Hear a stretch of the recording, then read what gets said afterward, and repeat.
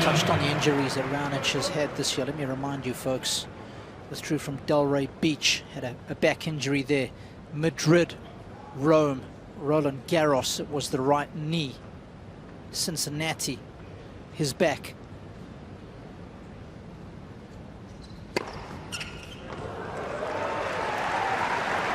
I was just doing a little calculation, Mary. Currently, Raonic is 21-10 on the season. It's the worst it's been.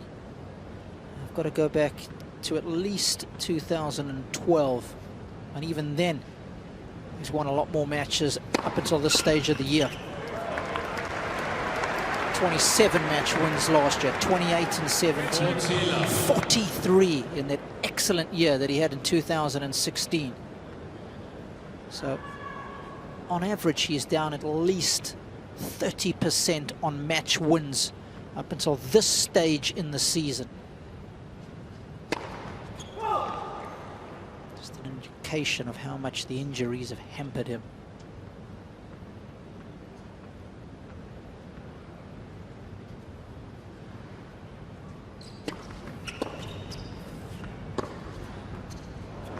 Clean start for the Canadian. And that is going to be an important component of his game. It's surplus one. And you can have a look at Raonic's average rally hit points. Now, this is the 2019 season. Those are the yellow balls, but the red balls is historical against Nadal. Remember, he's played against Nadal on 9 occasions. You can see how Nadal pushes him behind the baseline in order to hit those shots. It's a big difference. That meter, the ability to take time away from Nadal, is a real precious commodity, and if you can do it, you can be successful against him. But if he's pushing you back behind the baseline, very difficult for Raonic to win those baseline rallies when they then ensue.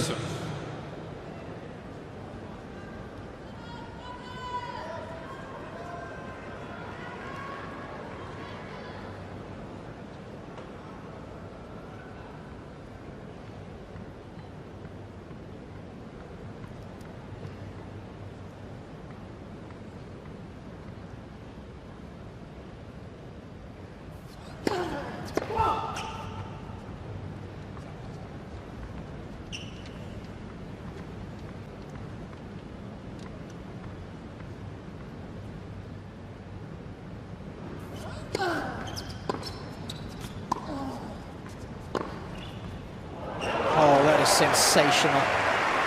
When he was playing his best tennis in those 2012, 2016 seasons, his inside-out forehand is one of the best.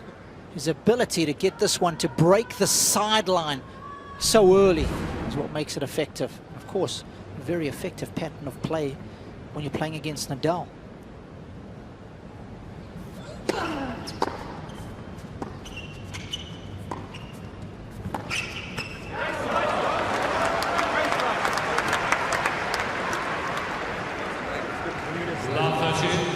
It's old school there, Mary. Even though it's done with modern day equipment, the old slice and come in down the line.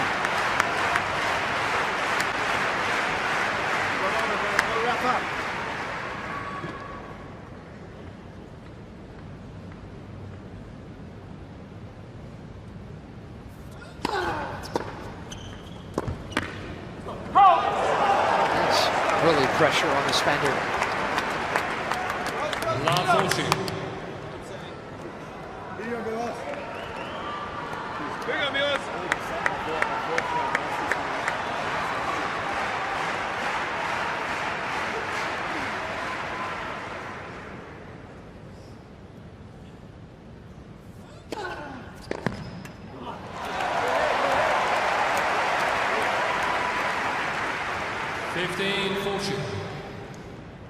You're a southpaw, aren't you? I am such a lefty, yes. In everything that entails. Got a question for you after this one.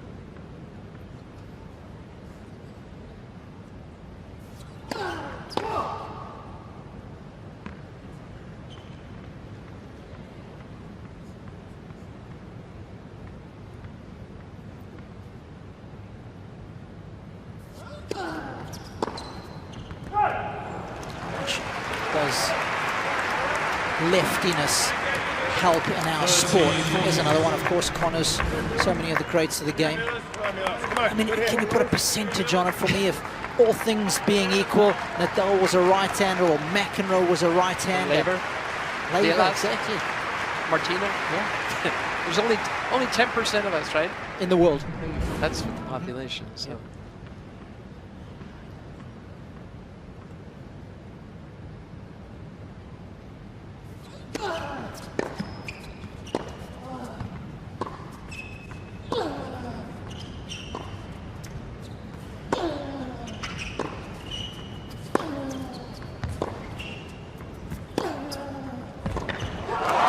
From the 40. And there is Rafa's family.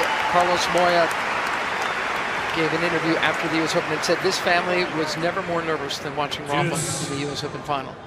Wow. Even his girlfriend was just his fiancée. They're going to be married at the end of the year. She was never more anxious, more animated, right? Yes. Jumping up and down, They watching thought they had it Rafa. in the bag, didn't they? Oh. 2 sets to love up. Finally beating Daniil Medvedev, number 19. He said for him, Moya, it was the hardest thing for him to ever watch. How this man just kept coming back. Yeah, gave Rafa a taste of his own medicine.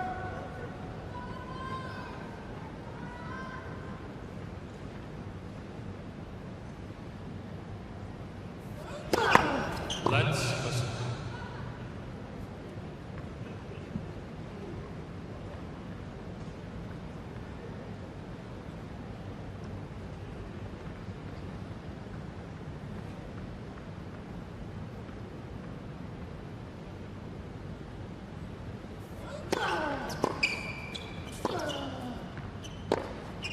How about that? Rafa holds. 1-all. Team Europe. It'll be interesting to see if Roger Federer spends as much time on changeovers as Rafa Nadal did in Roger's win earlier today against Nick Kyrgios. This man clearly, we're playing in Geneva. And this is Roger's home country. He is the heart of Team Europe. But if that's true, then Rafa Nadal is the lungs of it. He has breathed, for me personally, more life into these first 2 days of Laver Cup than anybody.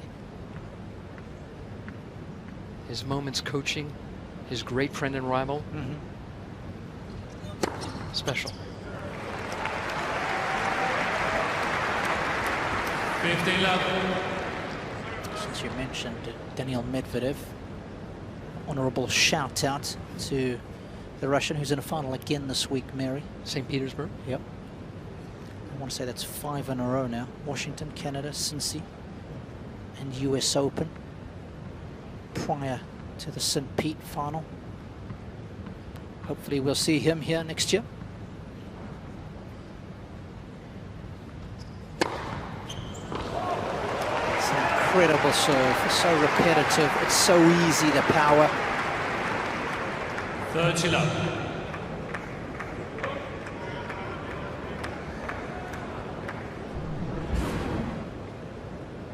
Love the rotation of the left shoulder. Great knee bend. Perfect trophy position and stays so upright on contact, maximizing his height. Nadal there just beaten for pace. 40 level.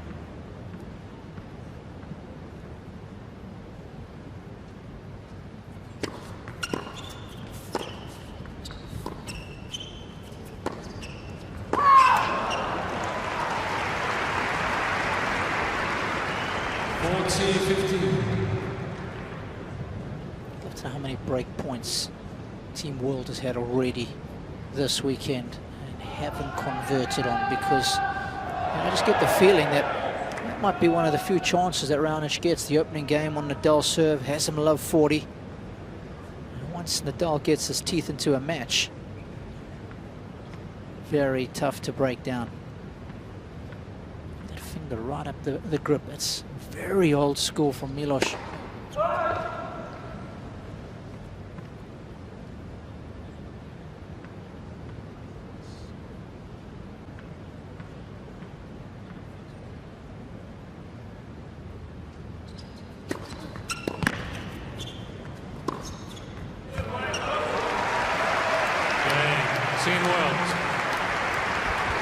Team World lead by 2 games to 1.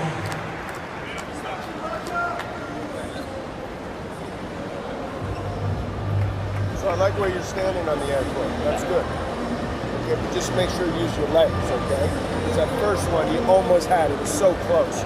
The only other thing I'd say, because it was a solid game, when you got that forehand, give yourself a little bit more margin.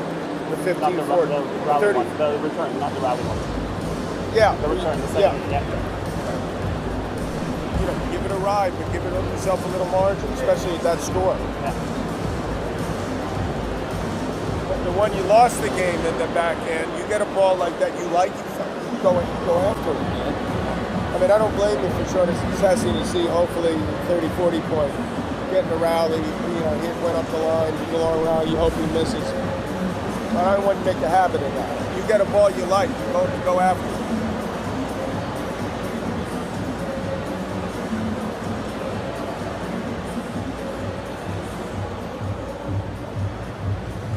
Time. First night match. Laver Cup, night 2. Nice clean tennis from both of them so far. First time Nadal served, he was down love 40 and figured out a way to get out of it.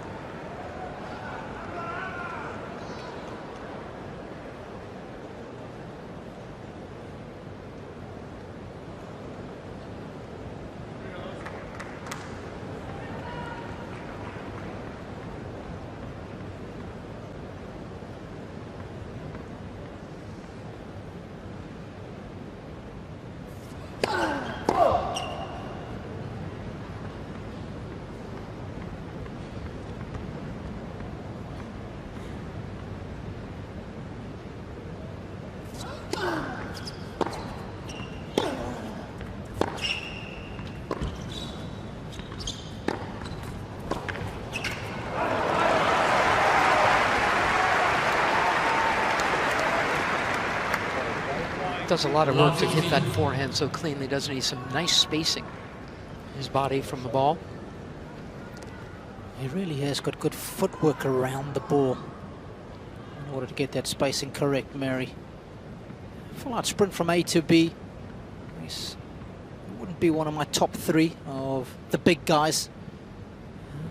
Those taller than 6'4". Good guys like Del Potro who move exceptionally well. Thomas Burdick, before he had his injuries, incredible mover. Marin Cilic moves very well for one of the big guys. You're going to mention Daniil Medvedev, aren't you? Of course we are, saving the best till last.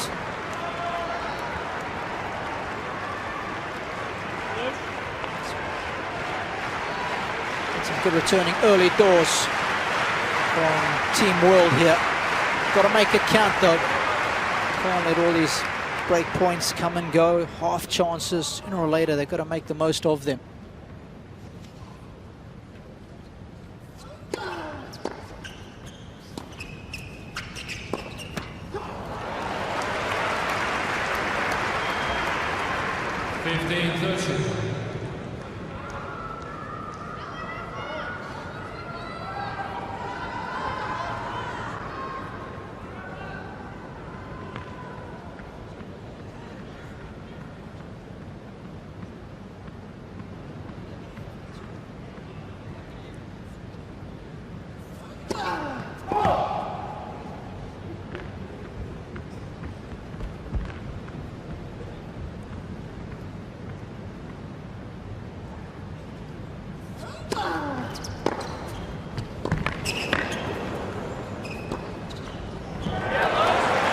More break points to come.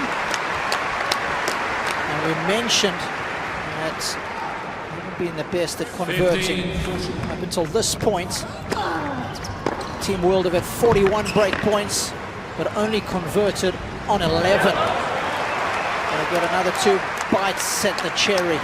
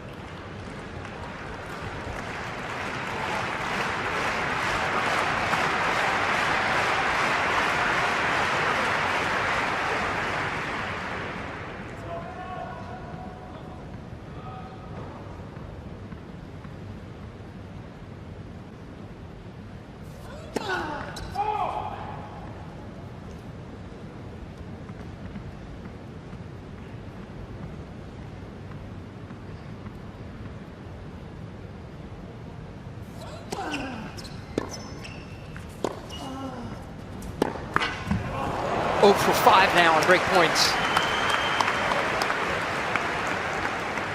Yes. 11 out of 43 converted this weekend.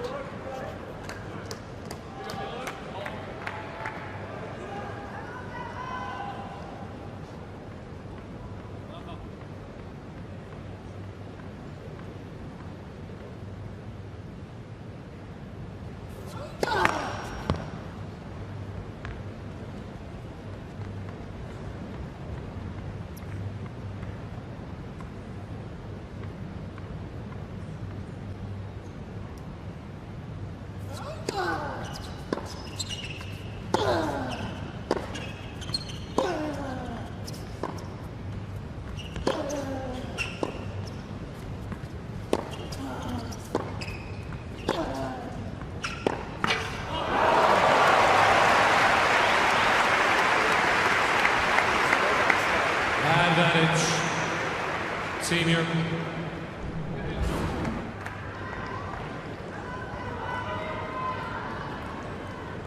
He will make you work so hard. You got to do a little extra to stay behind those lefty shots. Raonic grasping a bit on the wide ones. He'll get used to that. He should. He better.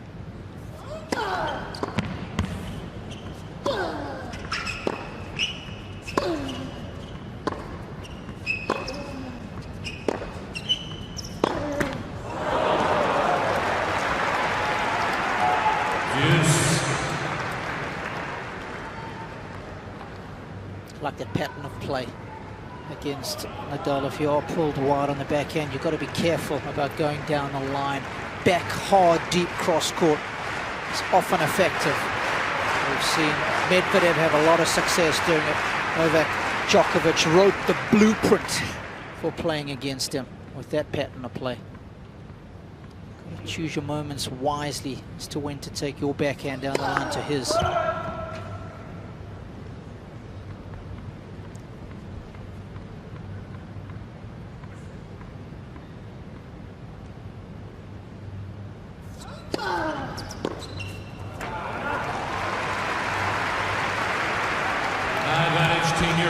There's just so much work on that Nadal ball.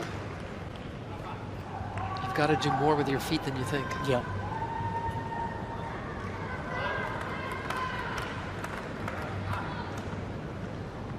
Just knocks you back. You saw the Hawkeye graphic that we showed you earlier. It pushes Raonic further back than anyone else on tour when he's up against Rafa. And that is large part due to the spin that he imparts on the ball.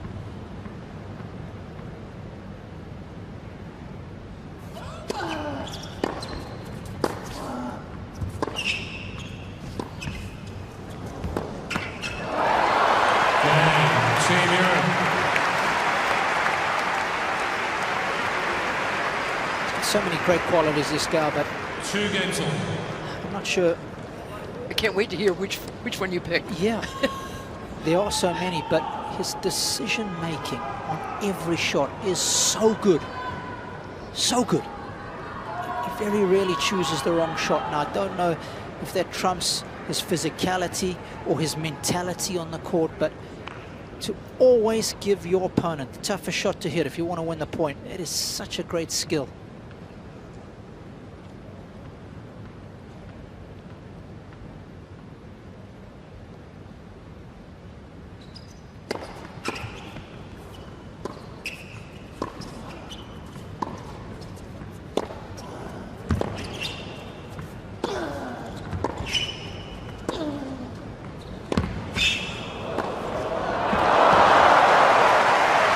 That's impressive defense from Raonic.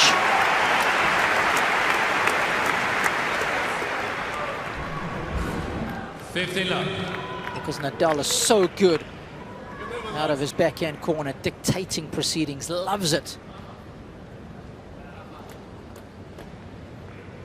Let's go again. Roger's telling him it's okay.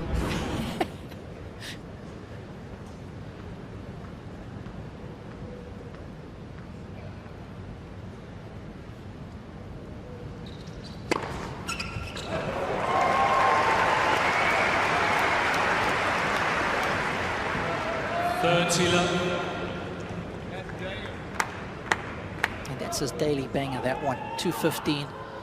He can do it all day long at that pace. He's still got a bit of extra mustard if he needs it.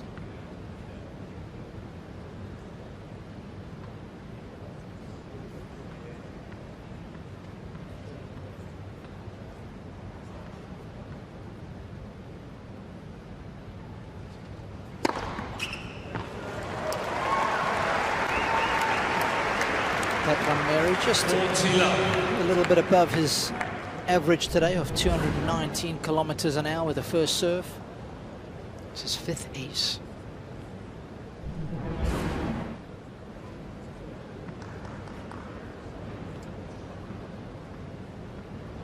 Rafa hasn't come near getting a break point against Raonic yet.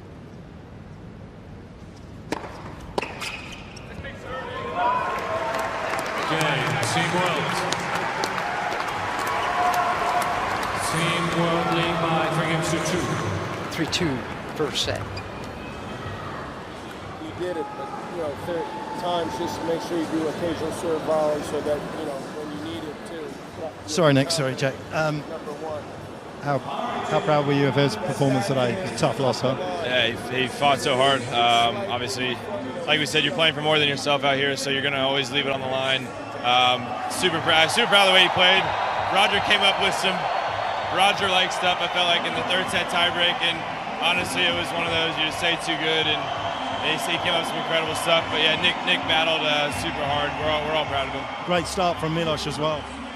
He's hitting the ball. I think he's hitting the ball so clean. He's seen it big. He's obviously had some chances. It'd been nice to get one of those the way he's serving right now. So hopefully, just keep this level up and yeah, see what happens. Good luck to Team World. Good luck to you guys tonight. Appreciate it. And that short forehand, you gotta go after it. You can't just accelerate. You know, whatever side you decide to go. But you know that shot, I think you hit it pretty well. It's like slightly, you know, in front. That's it. Come on. Time.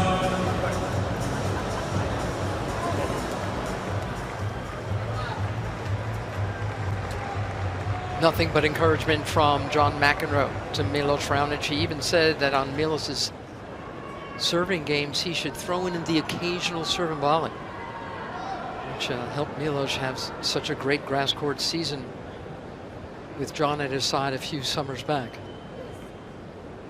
John told him, impose yourself at the net. Get yourself up there.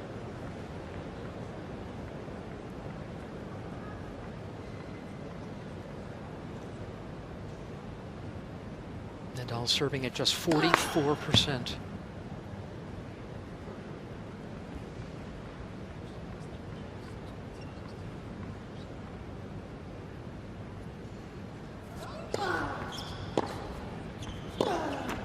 Raonic serving at 77%. Love 15.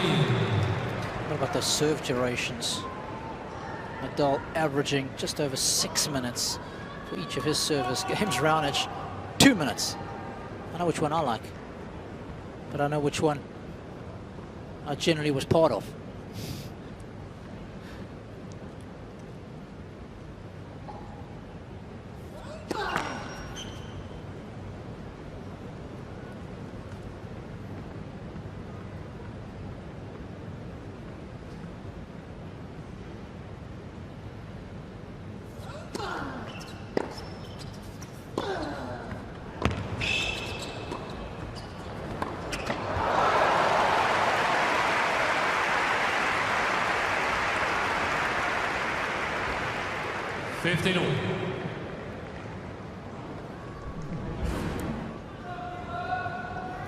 Nadal so quick to come in. His finishing volleys are some of the best in the business.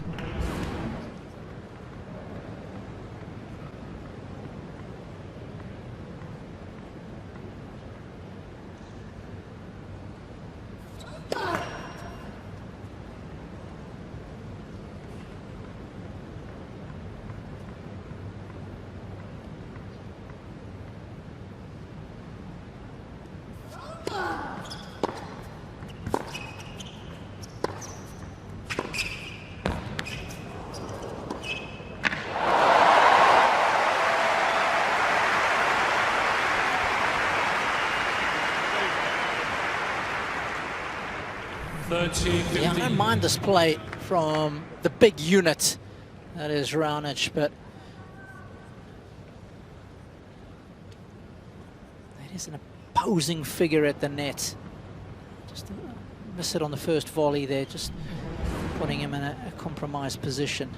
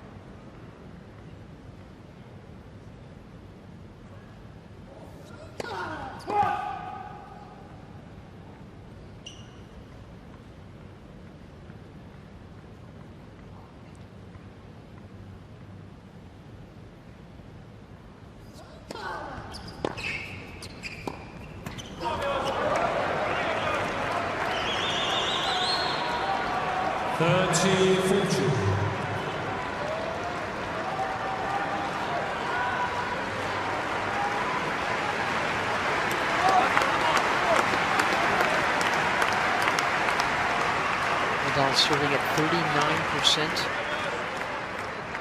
And in the sixth game of this match, he struck just one winner.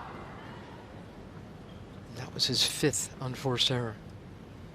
He keeps going at Raonic's. Oh, he switched it up. First time he's gone to his forehand.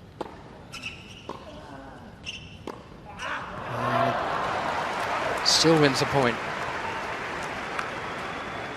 Deuce.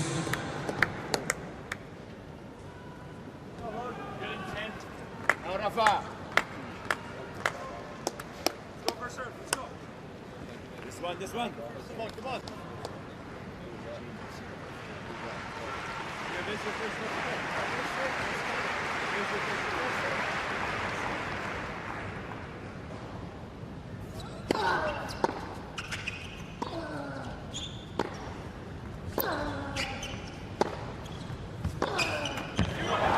That's what I'm talking about. Takes up a lot of space in the forecourt. Team World.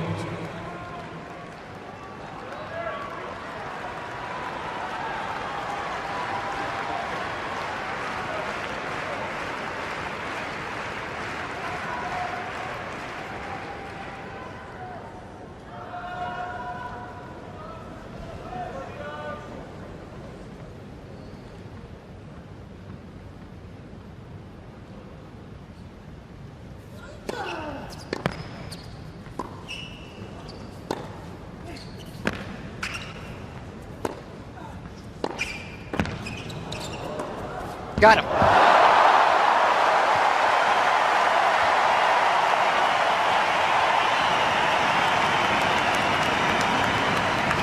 Big time play once again when the chips are down.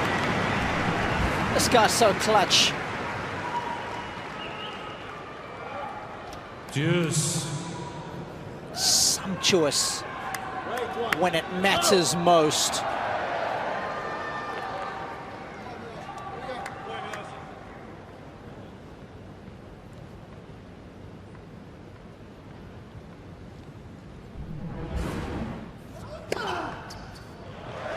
Rafa's first ace.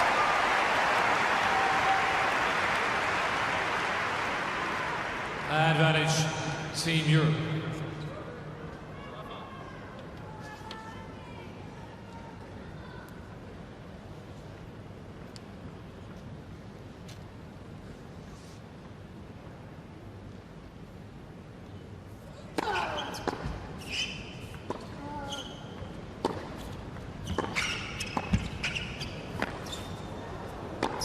That's so nice. That is some seriously good movement from the big fella. Because Nadal is so good at lobbing over the backhand side of opponents. He's got to move backwards and sideways. And that's a compromised position there. To get that sort of pop, Mary, you know how difficult that is. He does both. Another difficult serving game for Rafa Nadal. Raonic now 0 for 7. Break points.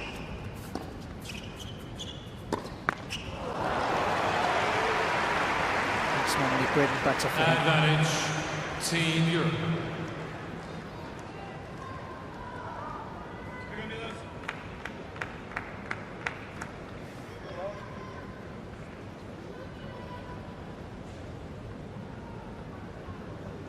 Just saying, every time I play, this guy does the same to me. I have all these break points and I can never convert.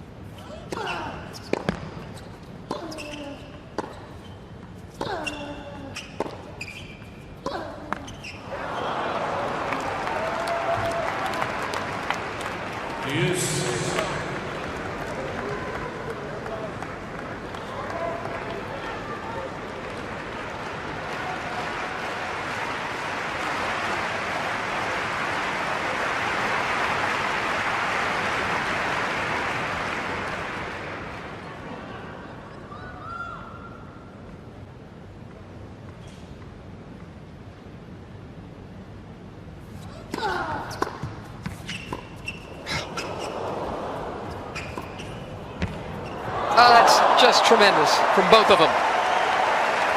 But Raonic gets the last word. Team Europe seeing red. Team World looking good. Another chance to break this guy. Yeah, start to finish. So that's not an easy volley with Nadal bearing down on you. And the Spaniard first to applaud the quality of that volley. Yeah. He's beautifully taught, Raonic. And he's had a lot of injuries, so he's been able to truly work on his form. Why he keeps getting injured. But Nadal's going to go backhand all night long, isn't he? When he's looking for that important point. And that's why the matchup against Djokovic is a difficult one for him, because he's got such a good backhand return. He's got such a good return in general, but in particular the backhand return. Nadal just requesting a white towel, one that's a little older, sweating profusely out here.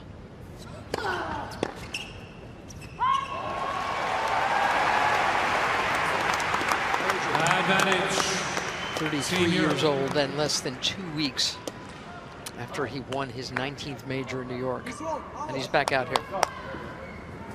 They said it sort of jokingly, but when I asked Rafa and Roger if there was ever some indecision about whether he would show up in Geneva to play here, well, there's a little conversation. But Rafa kept his commitment.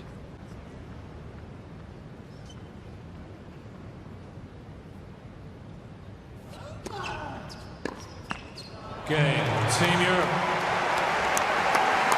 It took a while, but another hold. 3 games all.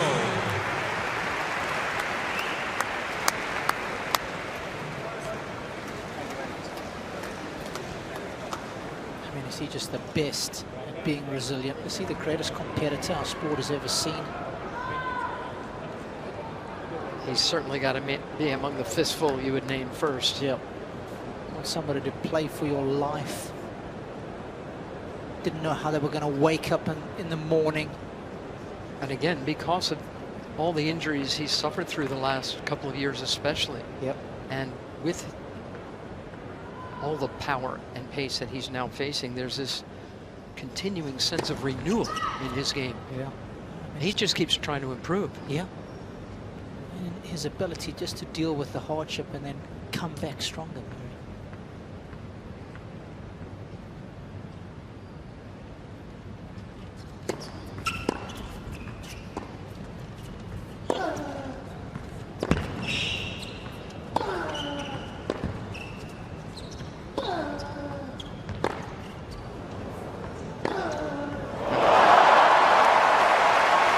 How do you like that?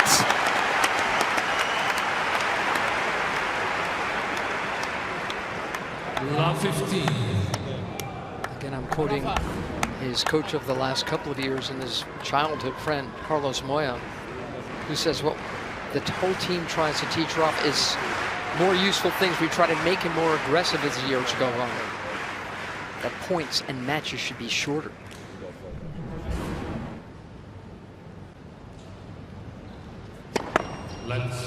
Moya says it's not easy to change and evolve as he has, but he's not 20 years old anymore and fresh like back in the day. He says Rafa understands the game better now than he ever has. He also said something interesting, Robbie, about Rafa's game. He says, we have lost some weapons and gained other ones.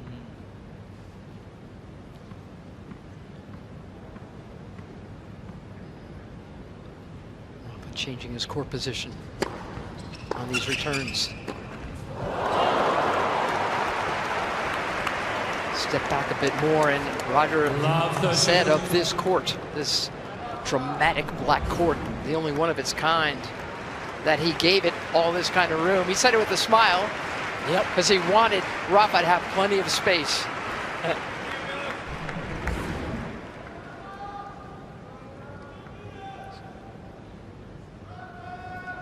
And a little closer now.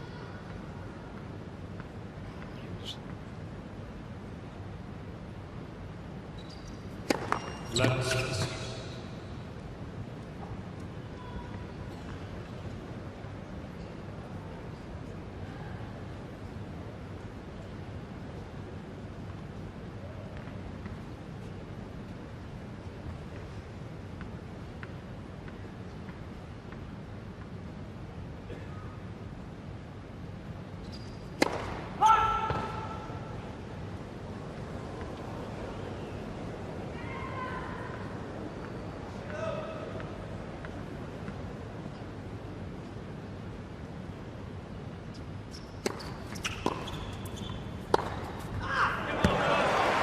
forehand stayed hit. 15-13. Yeah, the sound it made when it came off his racket, that thudding sound when the acceleration through the ball is good. He's got close to 200 pounds of prime Canadian beef behind that one.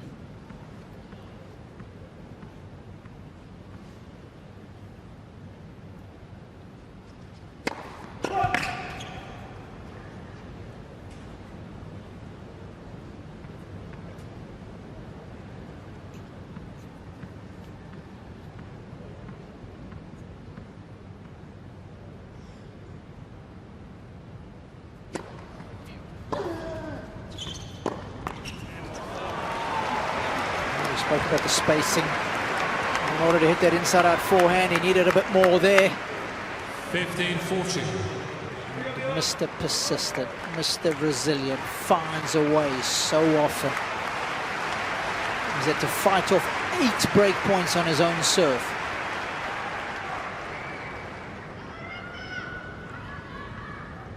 Here's his first.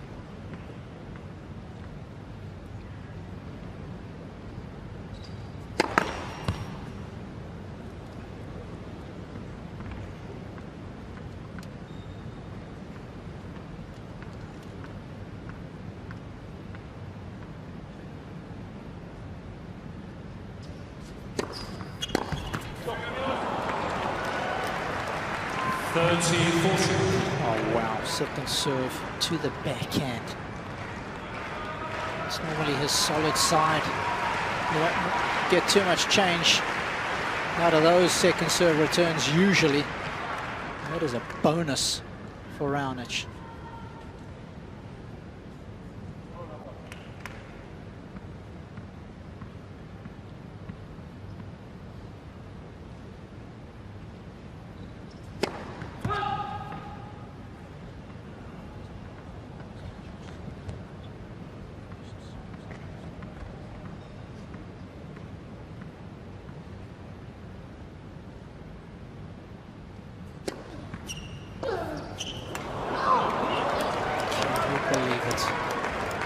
Back-to-back points. He fails to put a second serve in play, and you can understand why it's so important to him, because the first serves unreturned is a whopping 82% for Raonic, 26 for Rafa.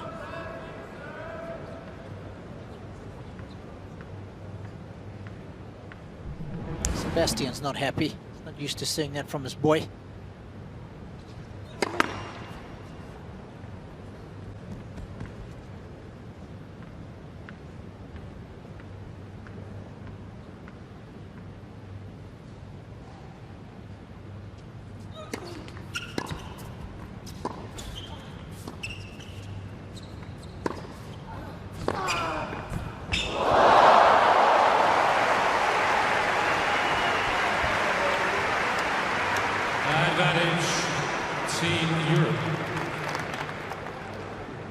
Does so well just to stay on this point. A little bit of lady luck, yes. That's why you spend hours and hours doing all your physical conditioning, so you give yourself a chance at making that shot. And at the end of the range, there's not many that are much better than him.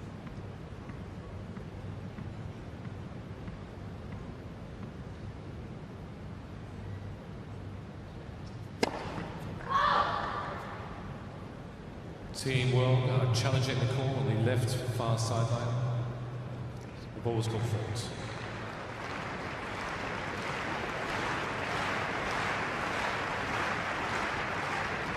That falls wide, and Raonic just 1 of 8 in first serves in this game.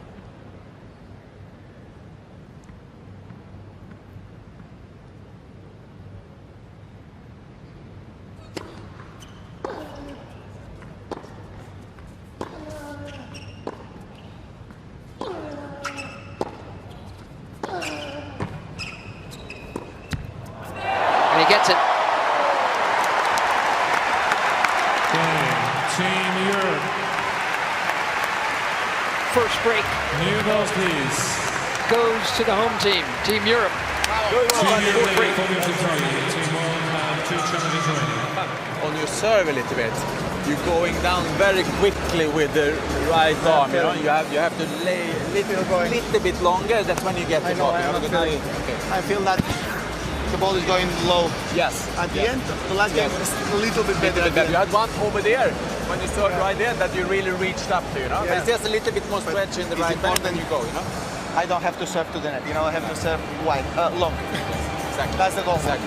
Here we go. Come on. Let's go. Come on. Keep it up. That from the vice captain Thomas Enqvist. Rafa agreeing immediately, Rafa. He's got to get more elevation. Yeah, just keep that right shoulder up when he's making contact with the serve. Don't pull down on it. That's what you call giving blood, sweat, and tears.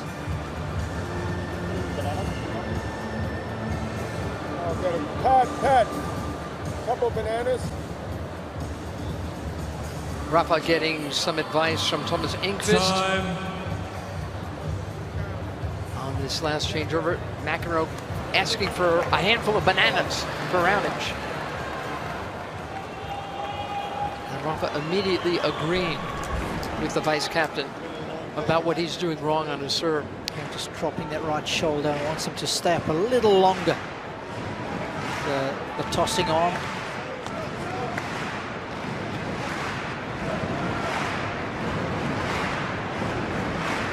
Tell you what, I've been around long enough to follow Rafa Nadal's entire career. Yep.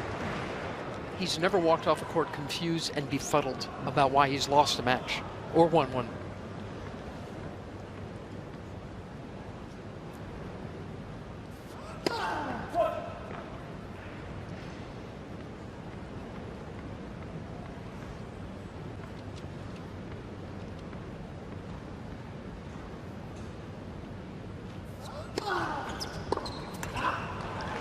The second afternoon match today, when Federer was losing to Kyrgios. He had dropped the first set, and at 4-5 in the second, Rafa came over and coached Roger, and he won the next 3 games.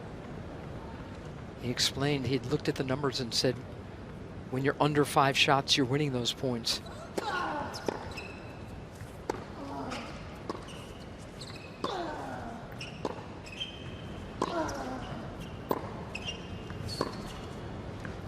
Suggested that Roger play points shorter, and that's just what happened. And he ended up winning. 15. And afterwards, Roger said of Rafa and his brain pan, we did it together. He said, I really enjoy his clarity and his advice. He said he got the same thing when Rafa played Laver Cup for the first time in Prague. The idea of balance, when to be aggressive, when to defend. He said he's a great problem solution finder. That he shares it so freely, yes, so openly with one of the great rivals he will ever have, is something to watch.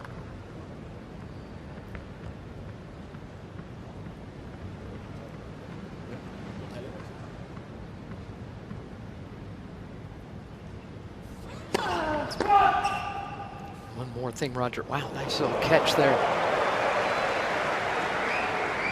He said Rafa's not afraid of changing tactics, even winning tactics, if he knows he's got to do something different.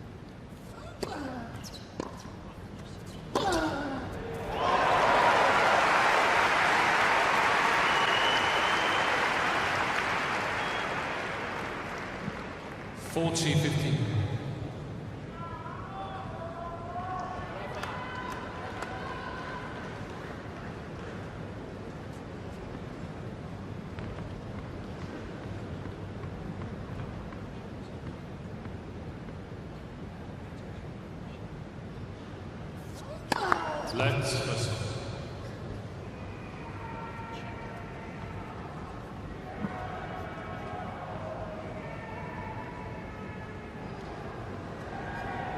Give me butterflies. I don't think Nadal gives him any butterflies. I think he gives him a sense of steely resolve. Nothing to be nervous about. Even when he was 8 break points down, Roger's been there and done that.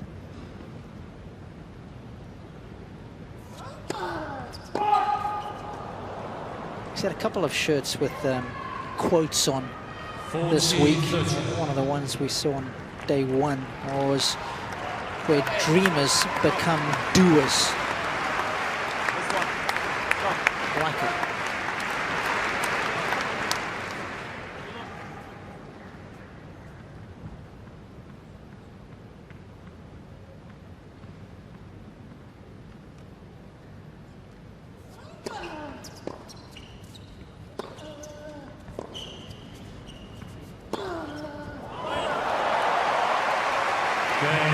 Team Europe.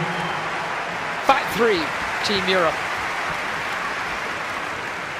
Team Europe lead 5 games to 3. I love what you were saying about, when Nadal comes off the match court, he's never befuddled about what happened out there, but it reminds me a little bit about Jimmy Connors, who said he'd never lost a tennis match He just ran out of time. I thought that was hilarious. That was so Jimmy, wasn't it? I think he meant it. Yeah.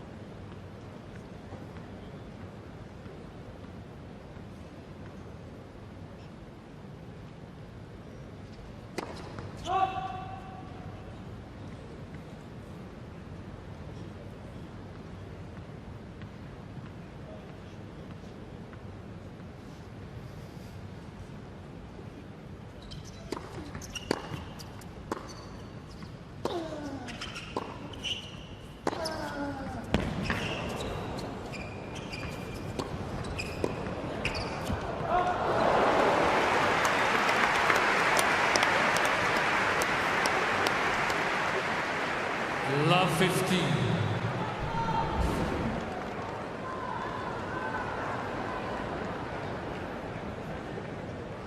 He's having a good competitive time out here, is Nadal. Didn't quite get hold of that last forehand. Knows he's not playing his best tennis, but the scoreboard wouldn't give you any indication of that.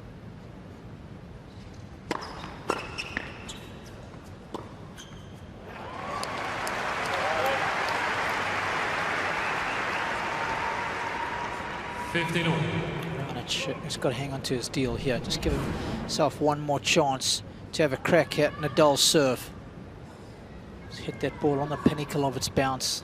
That enables him to hit down on the shot, generate a bit more pace through the court.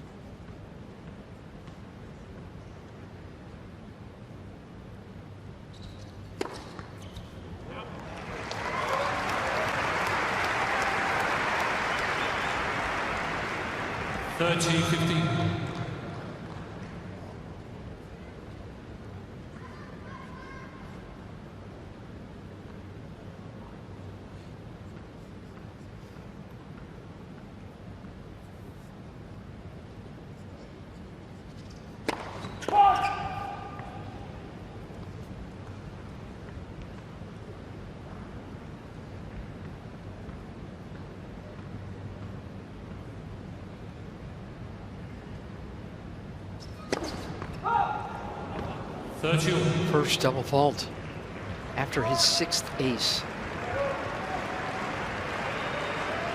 He's serving in the low 50s now, Raonic.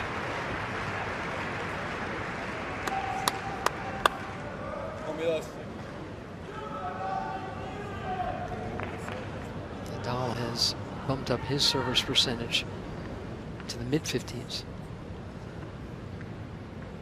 It's been the measure of this match so far.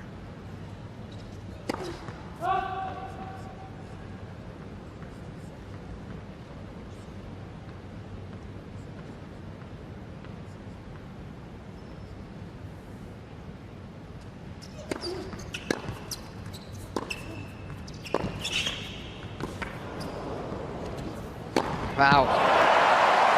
Going after that smash while still on the run.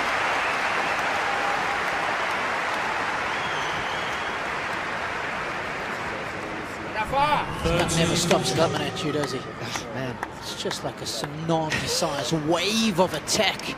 It's not as easy as it looks, and it gives Team Europe a set point. Raonic will have to sit down knowing that he had 8 chances to break Nadal. Didn't get one of them.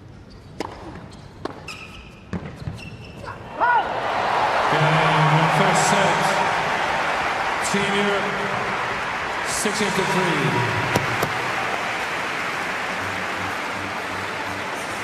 That was an instant power.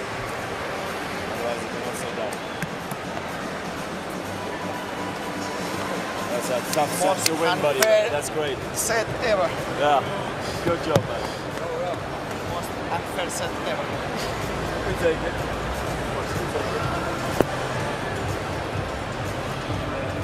When he takes off this shirt, the fans will go nuts. Whistles. I think he said to Roger, the most unfair set ever, and I think we know exactly why. Because he had no business winning it yet. Of course, you got to play the big points well. There's such a premium placed on them in our scoring system. It's exactly what Rafa did do. That forehand down the line was a blazing forehand that we see so often from him.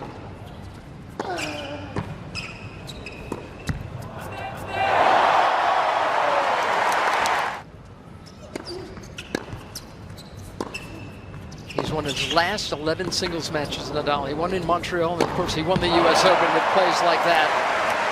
Now he's halfway to winning his 12th in a row.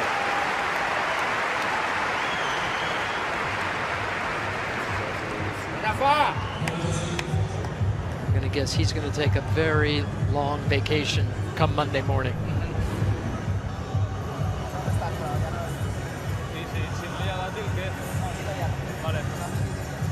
Numbers will tell us a lot. It's those break points you've got to have a look at. Those are the most important numbers. Nadal, 2 of 4.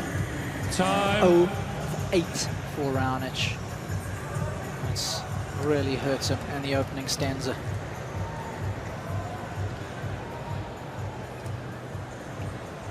Always highlight the importance of playing the big points well in our sport, given the nature of our scoring system.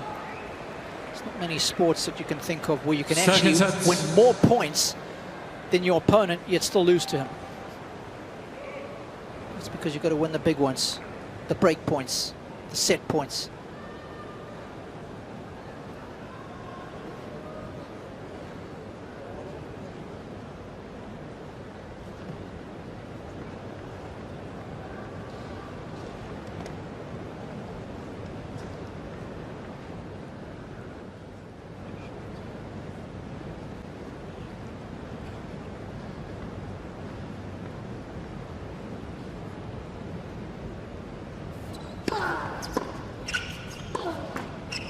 Lot 15.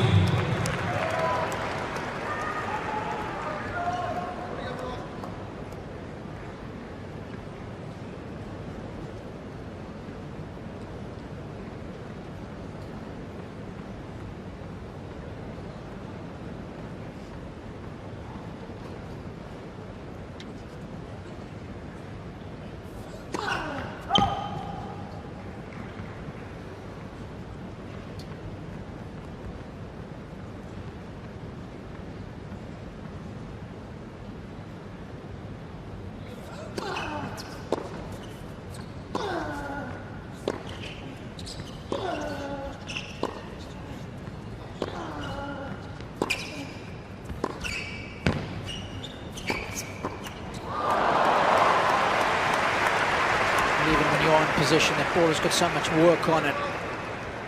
It rocks your forearm when you're trying to control it. You can see he holds his position here. He doesn't go past the middle, fake and bake.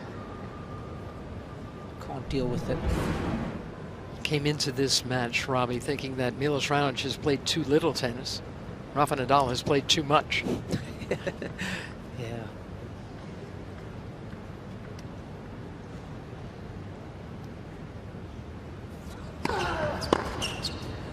Just keeps coming. 30-15.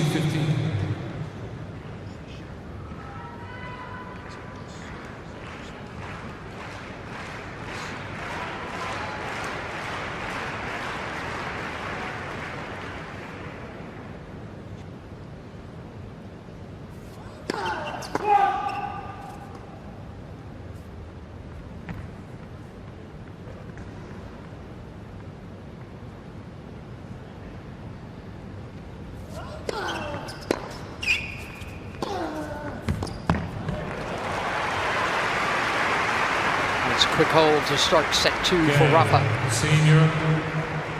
First game, second set.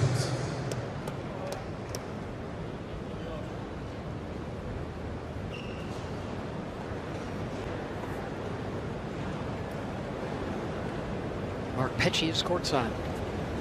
Sasha, thanks for taking the time to chat to us. Rafa's done well to dig out that opening set, hasn't he? I think he saved 8 break points.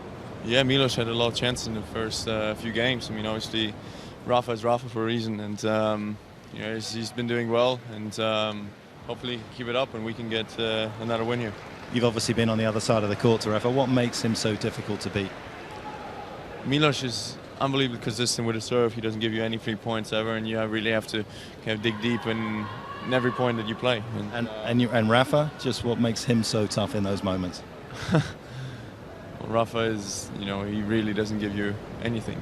He's somebody that is going to try to, if he has the chance, try to win every single point that he can against you. And, you know, he's one of the greatest of all time.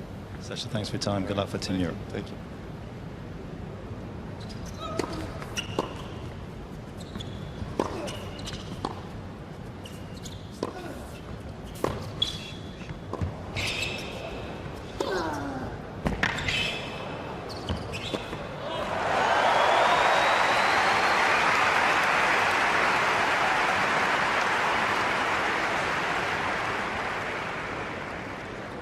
Love 15.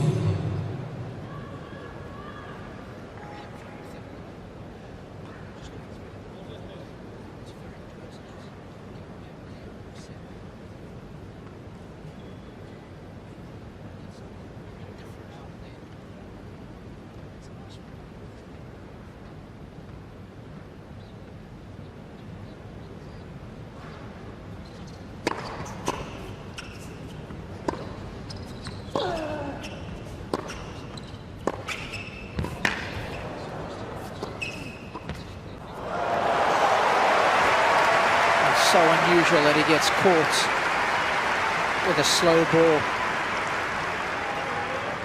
15. He had time to hit the forehand. He thought so too. Gets this one down nice and low. Just got his spacing wrong. You can see him looking at his bench with his hands as if to say, what happened there? Can't believe it.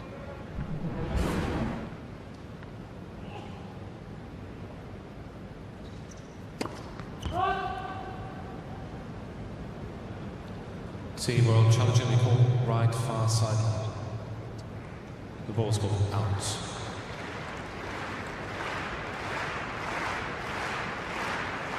And surely, wow, that thing was so short. You wonder how it might even be able to find a piece of the line. There was so much angle on that.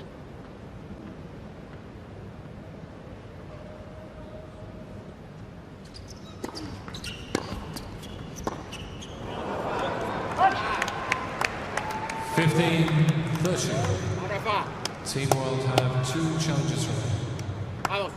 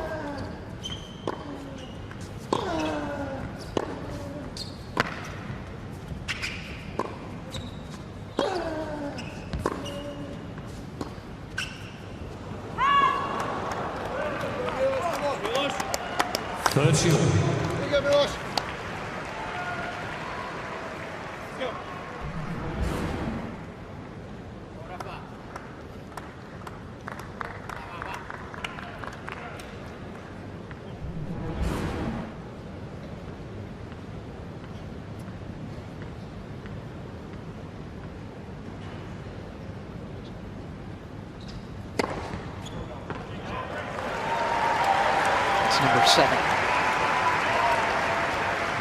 40-30.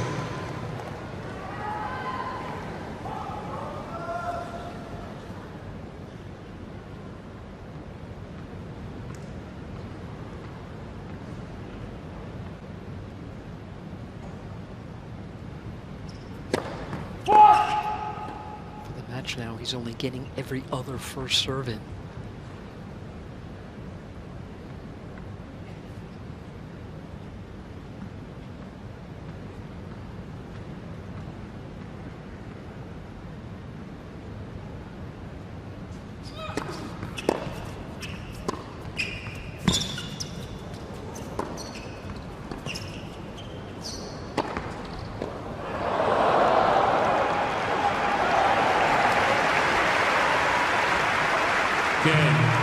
Team World. 1 game more. Nadal has picked up his serving, hasn't he, Robin? He has, and it's interesting where it's been effective. It's actually out wide on both courts. He's winning every point when he goes out wide. On the right of your screen there to Raonic's forehand, and of course the lefty swinger out wide on the ad side. He's winning 70% of those points and 100% of the other. So if you want to give him a piece of advice, if you're part of the coaching staff, keep using your out wide serves, because he hasn't been particularly effective behind that first serve today, only winning 60% of the points when he lands it. That's down from a season average of 76, Mary. Now that's a 16% differential, if my maths is any good.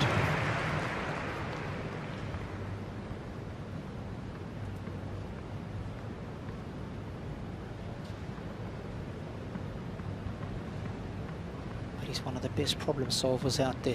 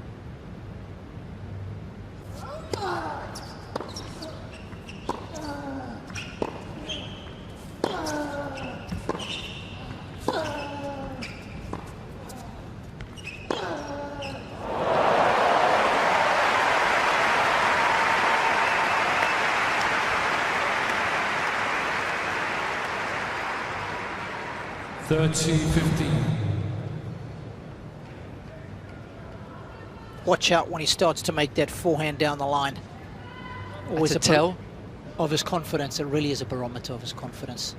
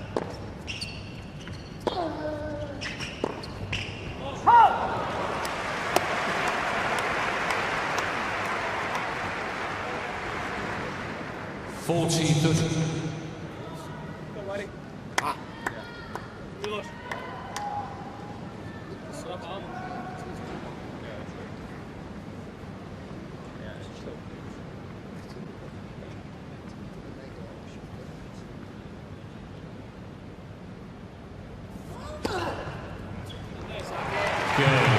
Team Europe. It'll be hard to change his mind about who's going to win this, isn't it? 2-1, and it's set up. Team Europe. Really good. Come on, grab.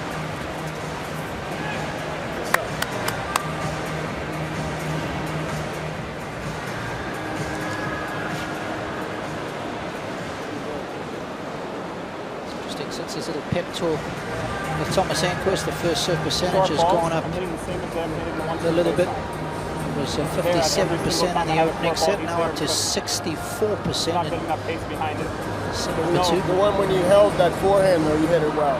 Yeah, but like a lot of time he's able to get to my approaches, which are pretty short. You know, even if it's topspin here, I just gotta go for it. Over here. I'm just to receive different pace right now. Yeah.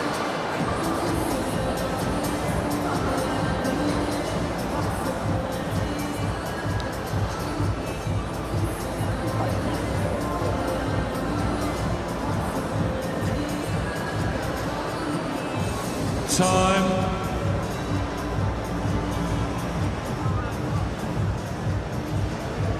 Waving the Spanish flag, Robbie, and Rafa scheduled to play the doubles coming up as well. Turn around. He's not a bad doubles player either. He's got one of those Olympic gold medals that's hanging in his trophy cabinet as a result of winning the Olympic doubles.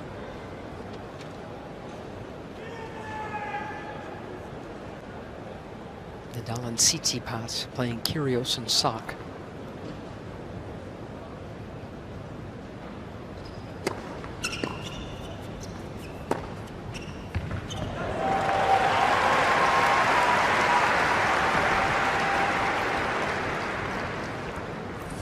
Stefanos Tsitsipas playing for the first time in Laver Cup.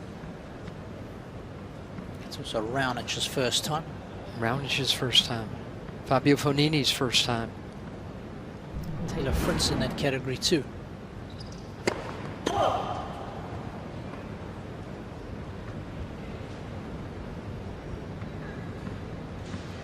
Sock beating Fognini. Tsitsipas taking out Fritz last tonight.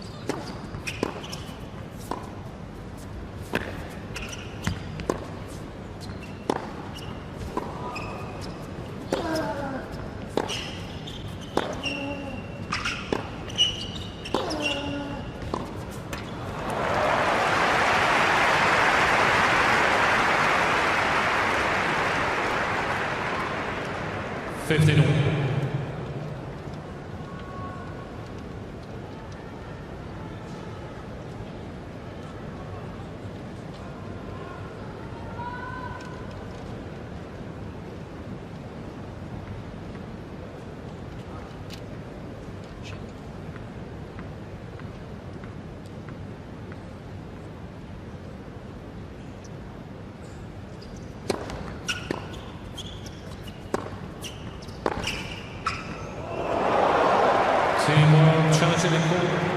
Right baseline, the ball is called B.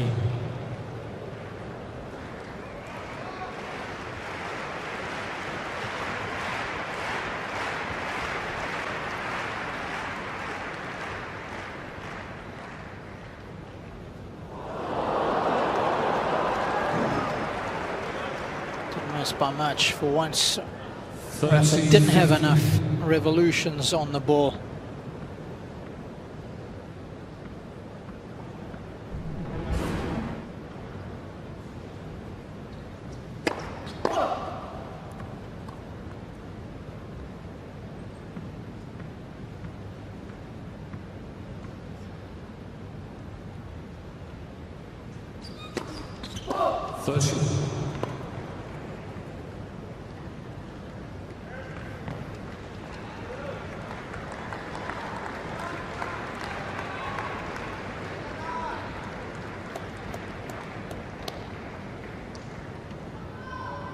First and foremost, Milos Raonic had to take care of his serve. He's now been broken a couple of times. And he's under 50% for serves.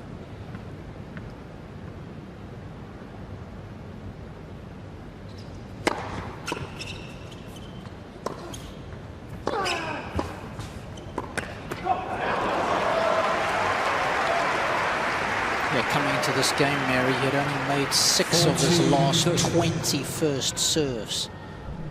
It's highly unusual for him. Nadal should have done better with that first pass. He knows it.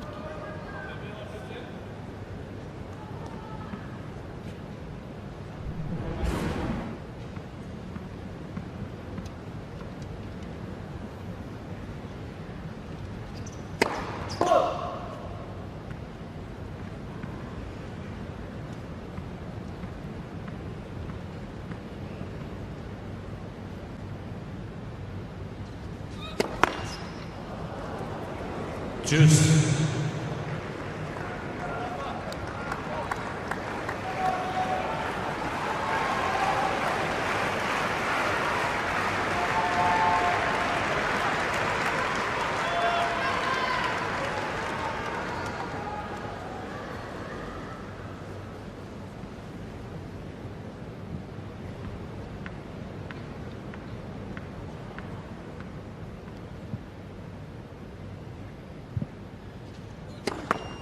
Lens whistle.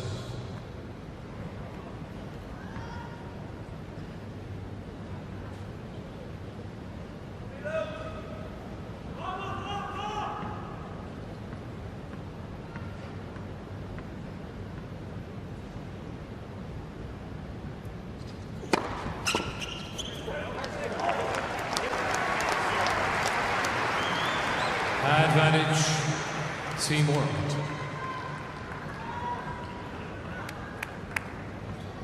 Go, Rafa. Off.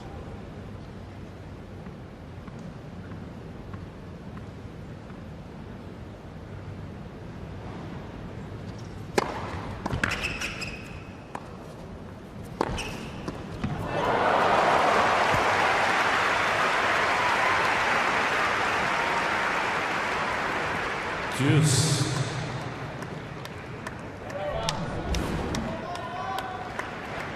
Which pays the price for not doing enough with that first forehand. Nadal knows this is an opportunity. So does the monogrammed maestro.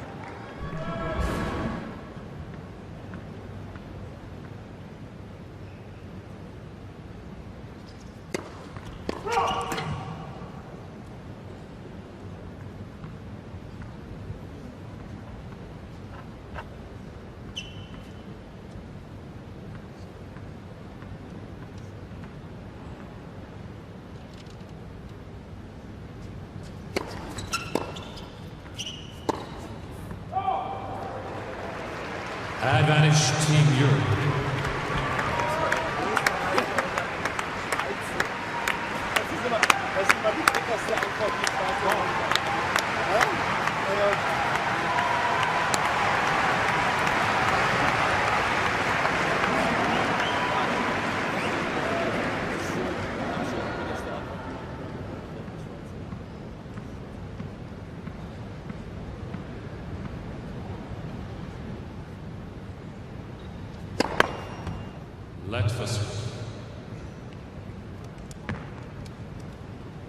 It's always interesting once a player's hit an ace, but it's a let court.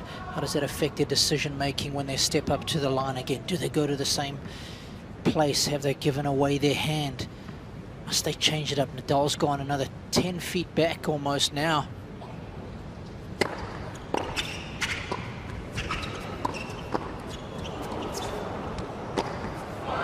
He's got out of jail.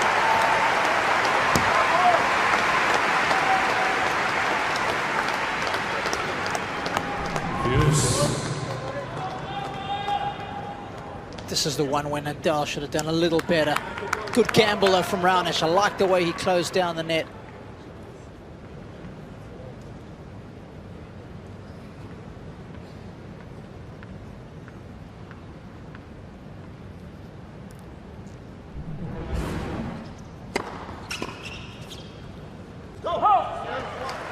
Advantage, teamwork.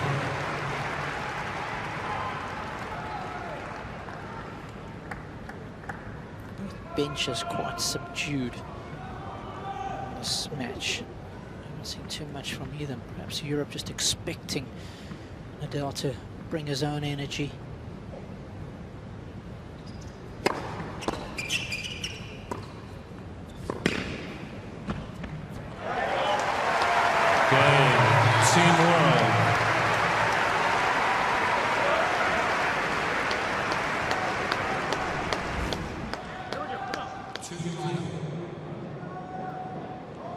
Meanwhile, is that Stefanos Tsitsipas?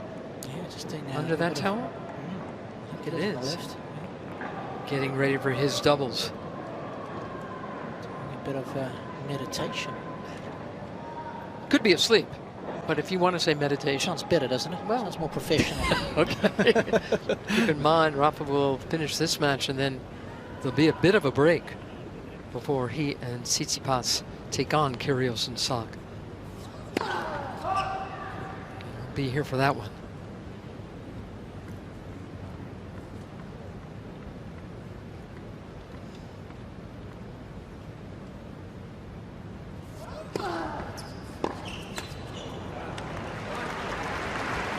Quite something in his mind, probably doing some visualization. A lot of the best do it. You probably don't know too much about cricket, do you, Mary? No. There's an Australian guy not. by the name of Steve Smith, who has pretty much just won the Ashes for the Australians, and he's a massive believer in visualization. Sounds like Bianca Andreescu, the 19-year-old Canadian who won the Open. She's been visualizing and meditating since she's 12. Replay points. We're going to have a do-over here. In fact, Steve Smith said he struggles to sleep at night during the test matches that he plays because he's visualizing so long and hard how he's going to bat the next day. Can't go to sleep. But he's the best in the business by a country mile at the moment.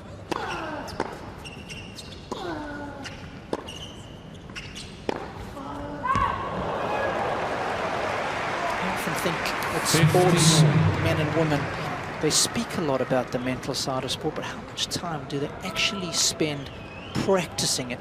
If you think how many hours they'll spend hitting forehands and backhands. But we always say the mental side of sport is so important. Do you match those hours off the court with mental training like you do on it? I think it's still very much an untapped area in our sport.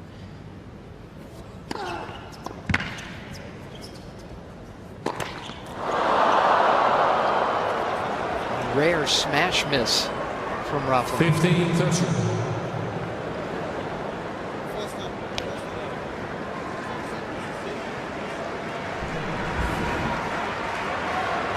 The last time Nadal missed a smash, God was a boy.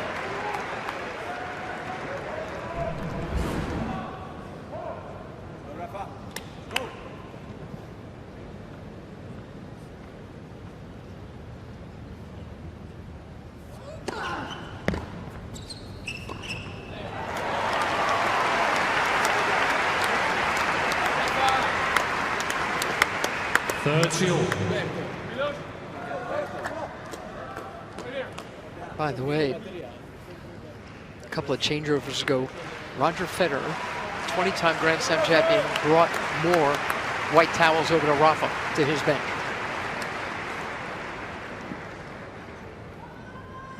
Whatever it takes, right? I guess so. One lefty great watching another.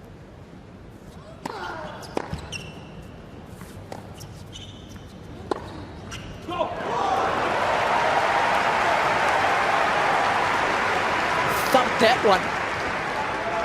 30-40. Is this it? Is this the time?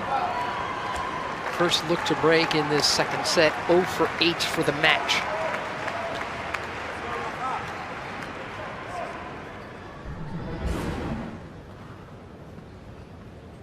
Seven of those 8 break points down. Rafa went wide. Raonic gets it. First break of the second set goes to the Canadian. Team World. 3 games to 2.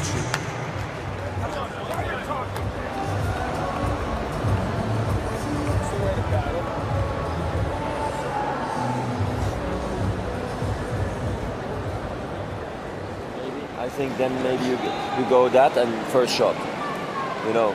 Yeah. Because then he cannot lean on it and just block it. And he has to do a little bit more himself, and then you just attack him with the first one. Yeah. And then of course you got unlucky now. This is tough. I know.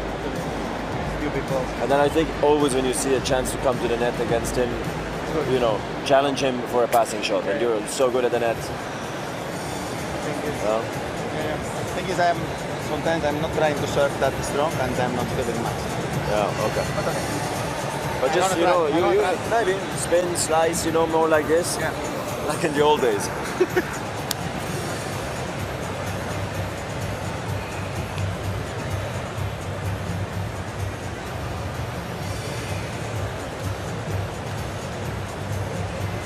Absolutely remarkable changeover. That last one, Roger Federer stepping in. Time. Giving some advice to Rafa on his serve. Rafa saying he's lacking a bit of power, and Roger said, go back to the spin and the slice, like the old days, before he served big. I think Mark Petchey is now down courtside with Roger Federer. Roger, thanks for joining us. It's been obviously great for tennis fans and obviously the team here, I think, to watch you and Rafa interact in terms of coaching as well. Obviously, it helped you a little bit in your match against Nick. He did, yeah. I mean, it's just good confirmation from Rafa, and it's not personal. If he's not happy with what I'm doing, I'd rather him tell me. I feel like I can handle it, and I feel like anybody of these top guys can handle it. So it's great to have Rafa on the team, of course. Coming back out here to this arena right now, was that my shoelace that you were just pulling for? You like the shoe? About to untie your shoelace. I can see that. You already said that. Keep going. Coming back out here into this arena after the match that you just played, I mean, when you created this concept, did you feel as though you could possibly have a moment like that that was almost equal to a Grand Slam? I'm not sure. In all honesty, I hoped, and I know that team competition really brings out some incredible emotions. So of course I was hoping for that, but did I expect it to be that loud, this well, so much attendance here? I don't know, everybody's so enthusiastic about the event. Everybody only saying the highest of praises. I mean, and it's only year 3. I hope we can really look to some amazing moments in the future, but I'm obviously living the dream right now, playing here in Switzerland right now this weekend. Of course, it was huge for you to win, to keep the momentum going for Team Europe. Did Rafa say to you that was the most unjust set when he won the opening set? You heard that? I think we heard that. Yeah, he said this was the most undeserving set he's ever won. So we take it, you know, but now it's we're back in the fight, and I hope Rafa can come back here. Be great. Obviously, lots of big servers on the tour. Last question, Roger. Milos's, what's the hardest thing about his delivery? His concentration. You know, point for point, he always delivers. He has incredible. That's great. Yes. Come on, Rafa.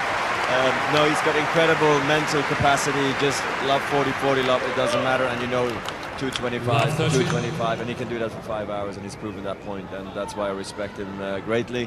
His second serve is also one of the best in the game, and that's why he is a top server, top 5 maybe of all time. Roger, thanks for your time. I'm going to leave at 225 and let you focus. Okay, thank you.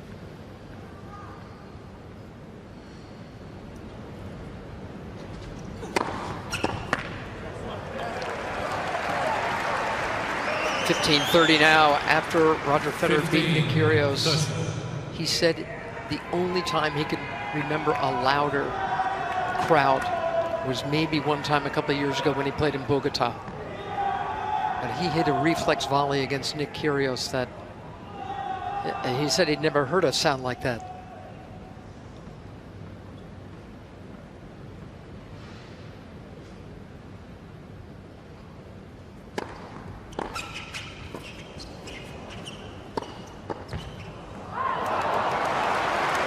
All the winning that Roger Federer has done on a day like today, when he heard all that noise, 15:40. he said he had goosebumps.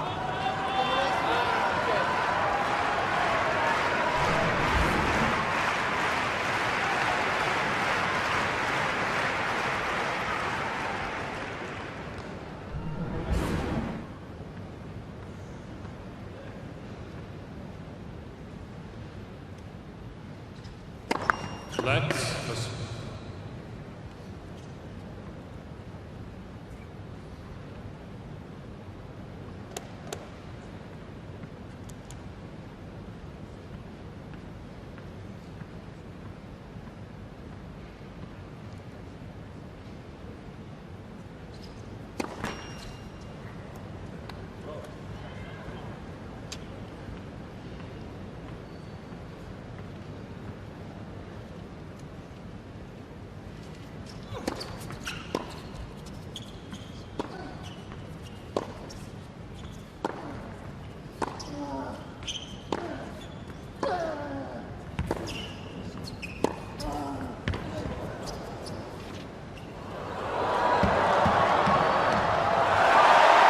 breaks for the third time. Back on serve. Team Europe.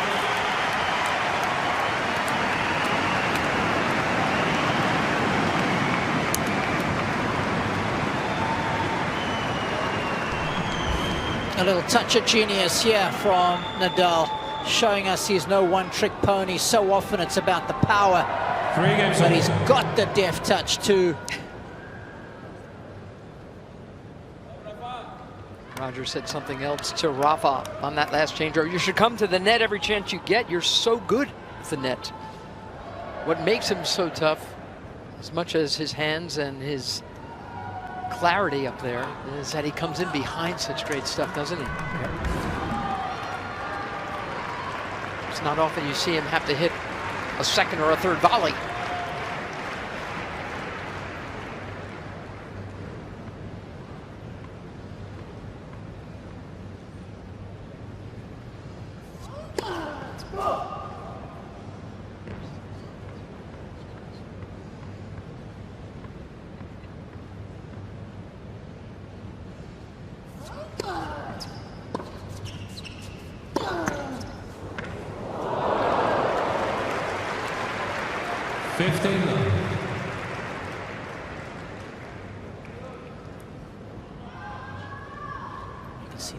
Intensity changes very high for both. And of course, what those high intensity changes allude to. I'll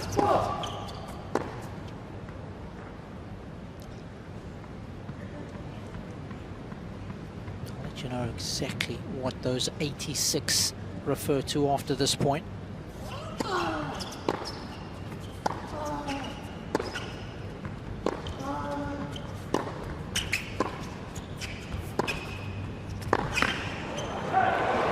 Those are the high-intensity changes of direction, Mary.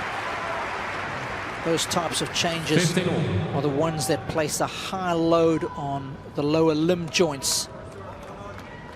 And those are when the players are in dynamic movement and then having to change direction. Again, 86 for each player in this match so far. So both of them exerting a lot of stress on their lower limbs because of those high intensity changes of direction.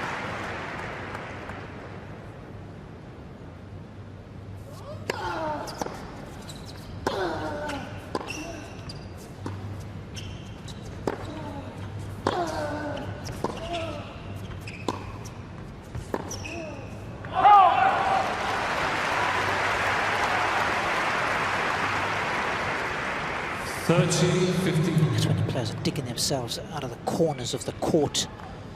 I mean, Nadal, one of the best out of the corners, together with Federer and Djokovic. There's a reason why they've been the 3 dominant forces in our sport of late. It's no coincidence that they're also the 3 best athletes, Mary.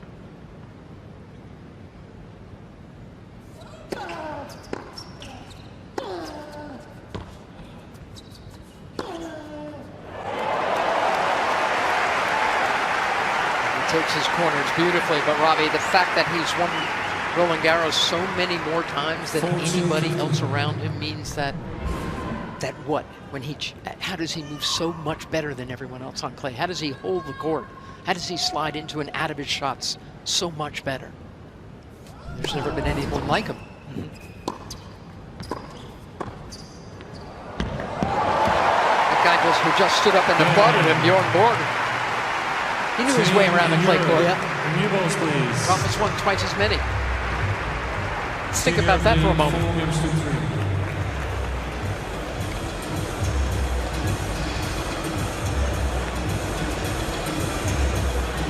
Right there, 18 French Opens. It's astonishing. I mean, maybe Borg could have got to 12 if he didn't retire so early. 25 and a half, I think Bjorn was. He was young. Walked off the court at the US Open. Be a little quicker on the short ball. Let's keep in mind, Borg also won Wimbledon 5 straight times. at a time when those surface changes were much more dramatic than they are now. I got it. 3 of those overlapped, where he won the French and Wimbledon the same year. I still think that's one of the greatest feats in our sport, Mary. So then get that the second serve for it. Go after that second serve, okay?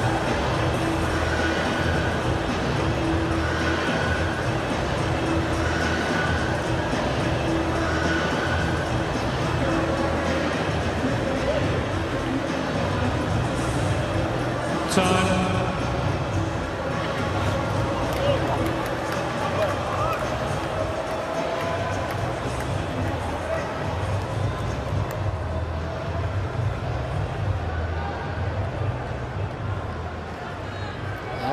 Milos Raonic for Team World is serving at 52%. And when he's missing that serve, which isn't all too much, he's only winning 29% of the second serves against Rafa Nadal. He's got some new balls to play with.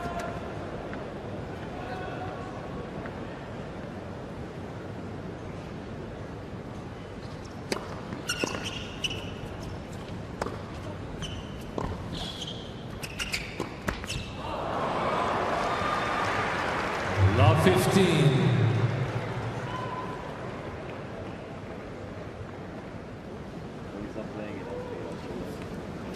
Missing shit like this, you know, when he's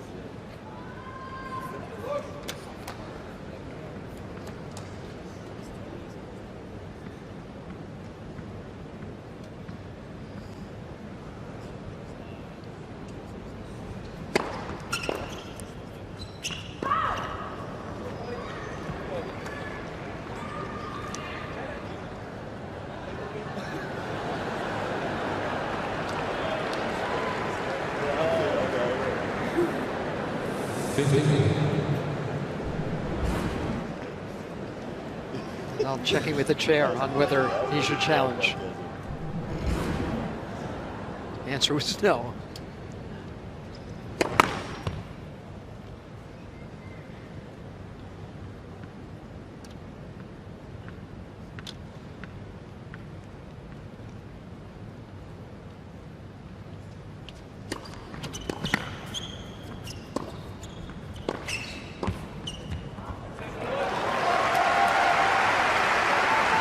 Take that every day of the week.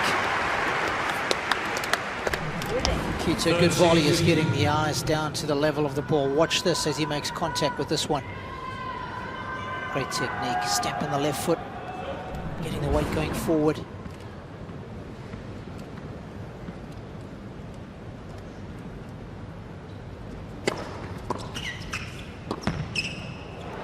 Could hear the sound again, couldn't you? Left foot making the stamp as he makes contact with the forehand volley.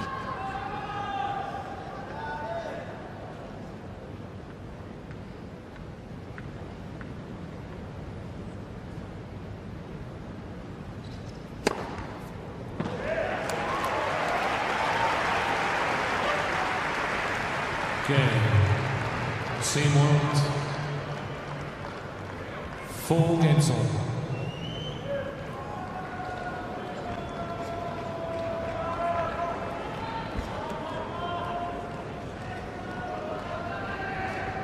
Bit of natural gut mixed in there with some polyester string. I think that's the combination I saw. Guess you would have grown up playing with natural gut. Mains and crosses, right? I used a lot of nylon. Did you? Lost longer. Save on the re-strings. I've still got a couple in my garage. Have you?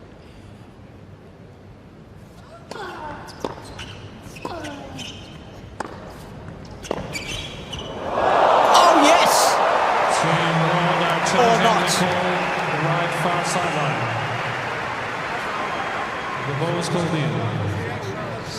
Stefanos is wondering if it's got enough side spin.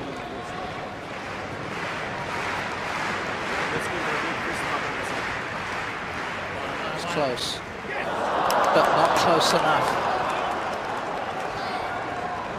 Love 15.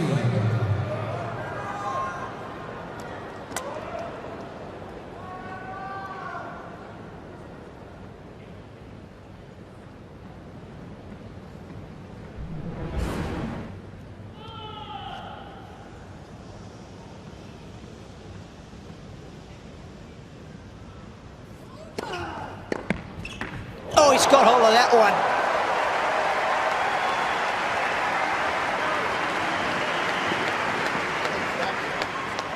Love 30. Straight nitro on this backhand return.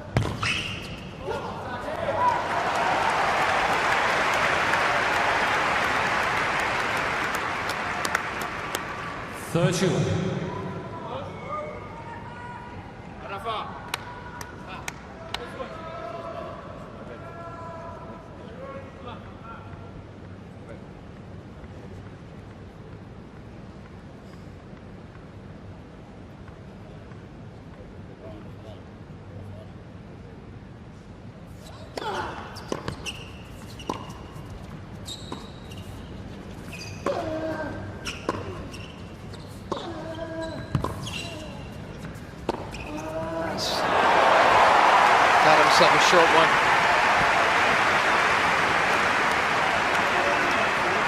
Another chance for Rafa Nadal to break. 40-30. Yeah, this is Rafa at his vintage best. You give him anything that's short and central. Boom! Thanks for coming.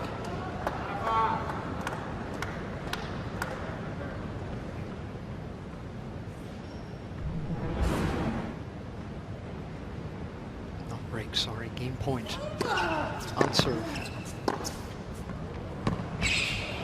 That does it.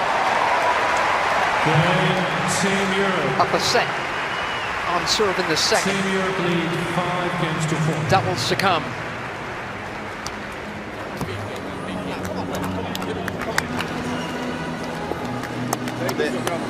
On the head court, on the second serve, he struggles more when you go far back and return deep and heavy than if you try to go fast on the head court. Yeah, but I don't want to give all the time because then he gets used. That's all the thing. I know, but I don't want to give him every time because then in the important moments, so then he knows more what to do. Yeah. But generally speaking, if you go up and heavy, yeah, I know. He struggles more. But I need to feel it. Yeah. I think it's good to know beforehand also, right? That his best forward is the one inside. Yeah, of course. You go back and control, let it go a little bit, right? Come on, man, let's go.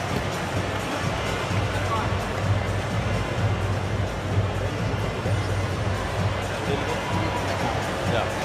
And then it's also, let's do it.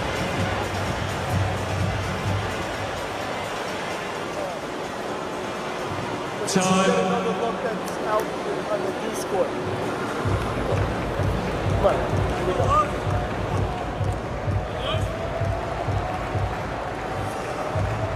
How much does Rafa Nadal want to break again, get off this court, and get ready for the doubles with Stefanos Tsitsipas against Nick Kyrgios and Jack Sock?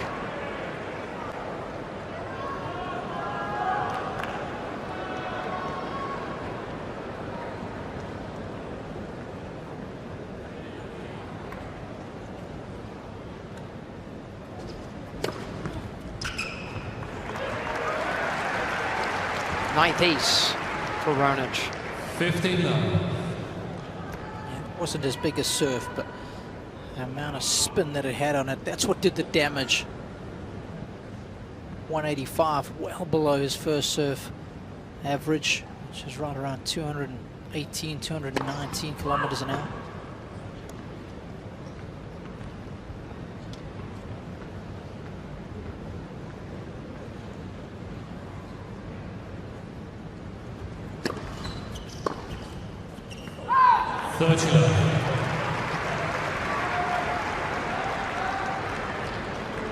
Interesting. Previous change of ends, both Zverev and Nadal was, Zverev and Federer were suggesting he should stand deeper to return that second serve. Nadal says he doesn't want to give it away too early on in the game. He wants to save it for the bigger points. So he's standing up again for a second serve here. Behind in the count.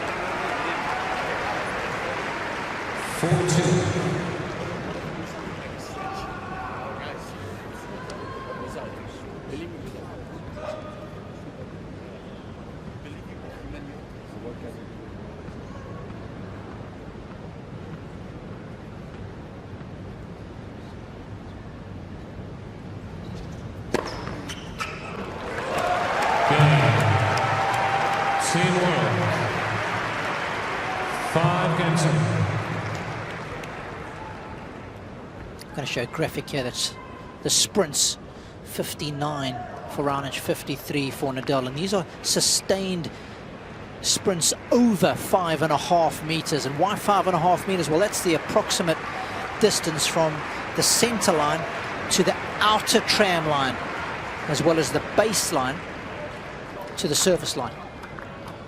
So both these guys doing a fair bit of heavy sprinting over 5.5 meters.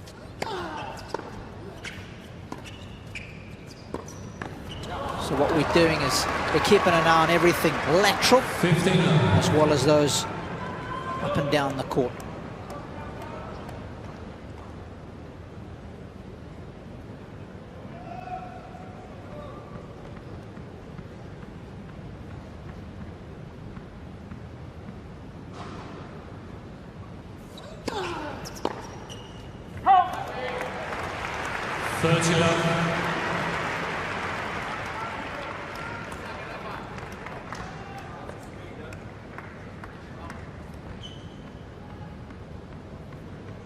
Nadal's first serve percentage up to a healthy 73 in this set.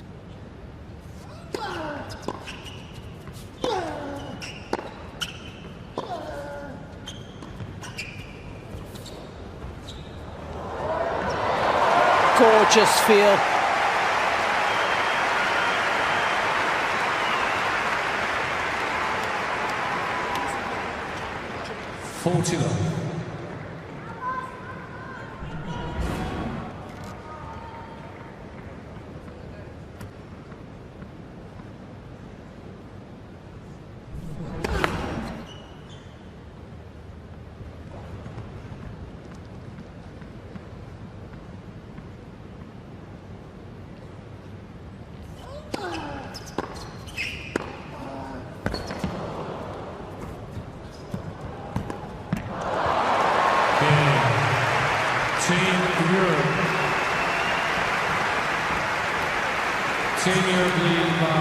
A little more energy just when he needed it. It's a great game. Nadal, a set 6-5. It was a good game. We've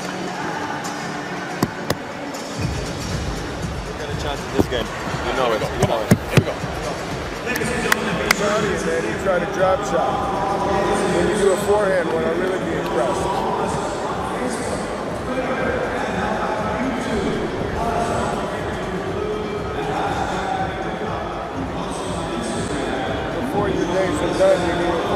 Often when he's a little heavy-handed on the drop shot.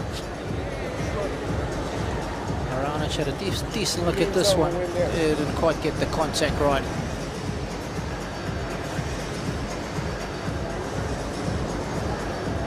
Forward, okay?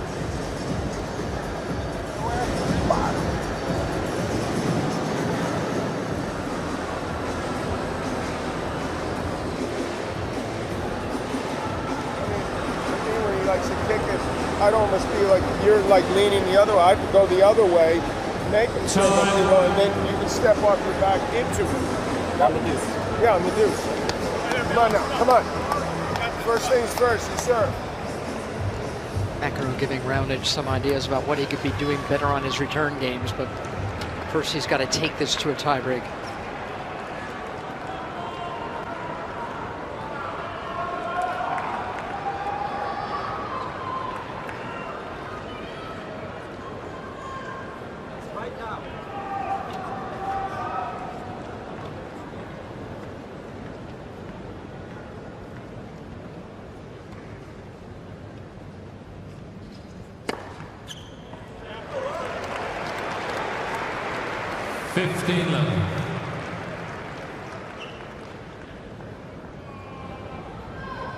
Fifth ace of this set, 11 in all.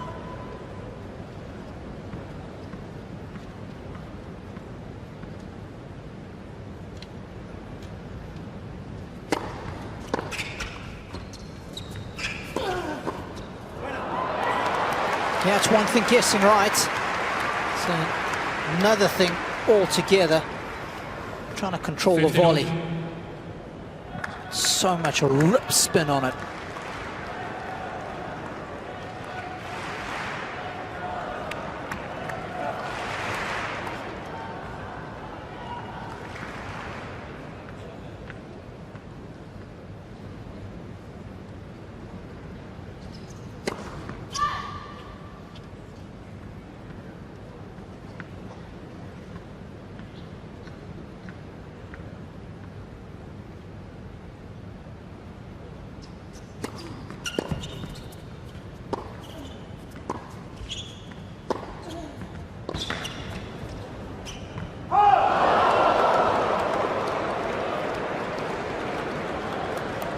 Team Europe is challenging the call on the right near sideline. The ball's called.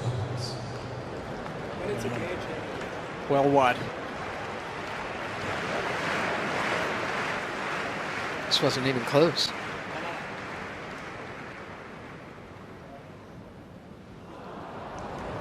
Rafa knew it. 30-15, Team Europe have 2 challenges remaining.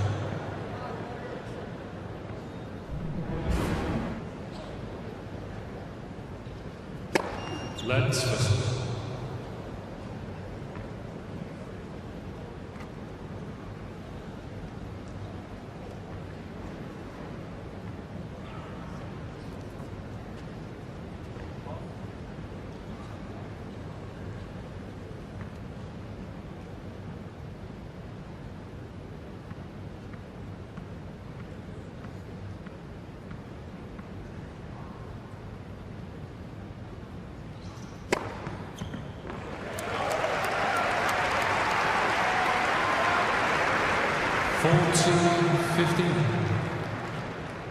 I just love the way he magisterially just delivers that serve. It's effortless. It's coming out of his shoes at all to hit it at that pace.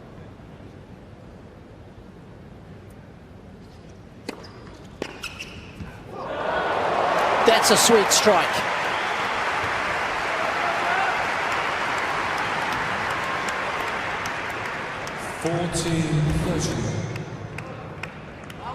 Love the compact swing. That's how he deals with that sort of pace.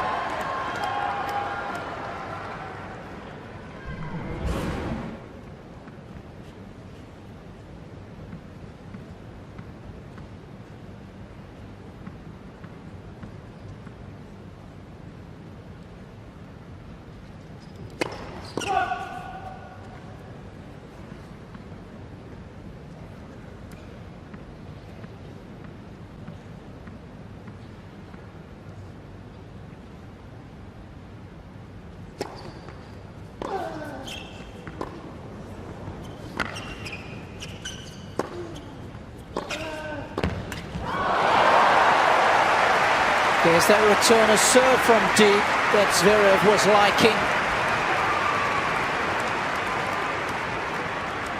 Juice.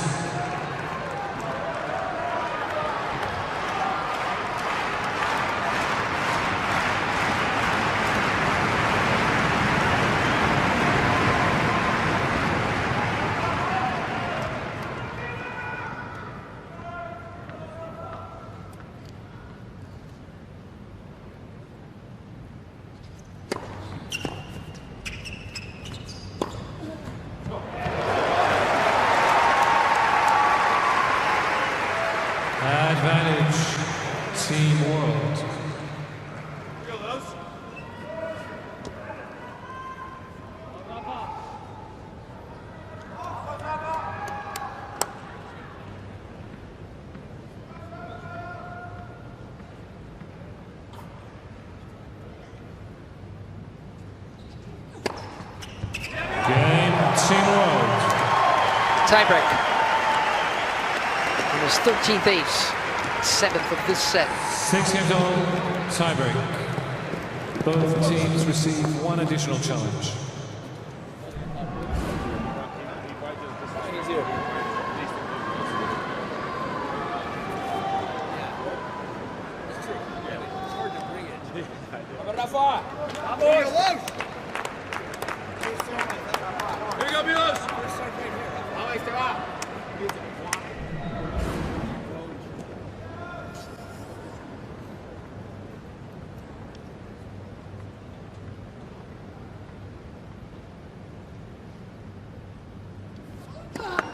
Let's listen.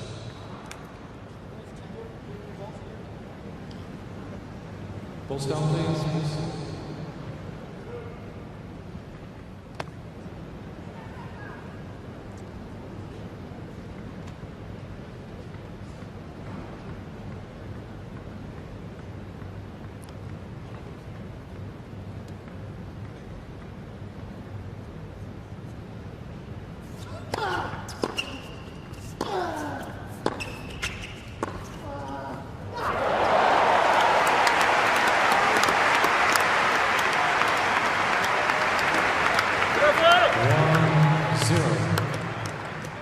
Team Europe.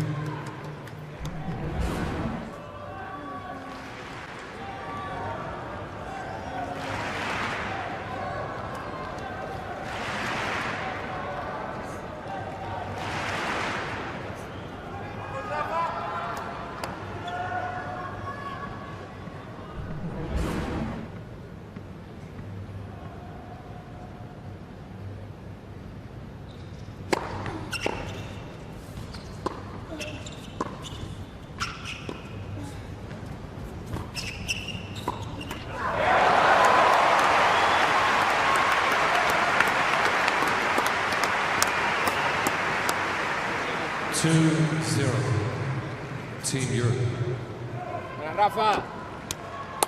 Talk about a guy who's so good at defying the odds. That's what he's going to have to do against Raonic in the tie-break situations.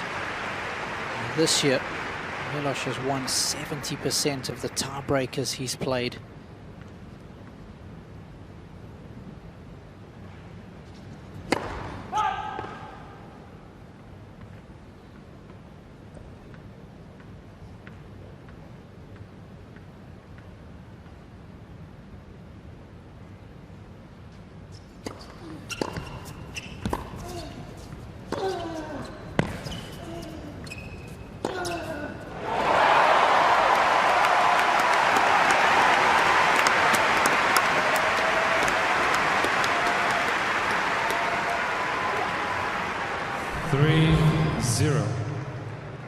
Team Europe.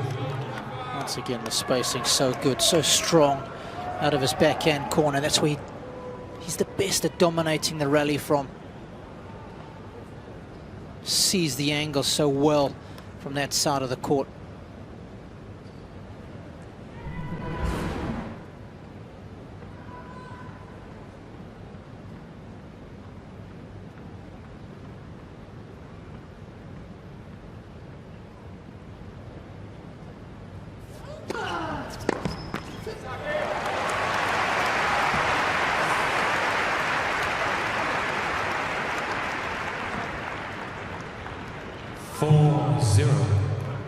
Nadal has won the last two tiebreakers, Mary, that he played against Raonic. Haven't played for a while. Australia 2017, Shanghai 2015. Thank you.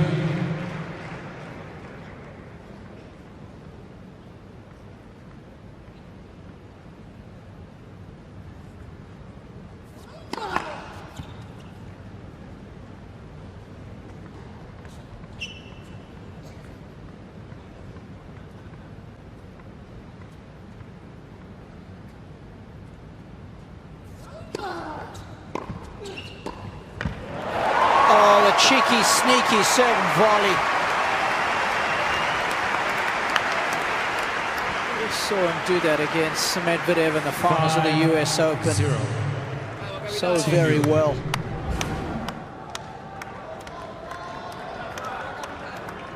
That was timely, to say the least.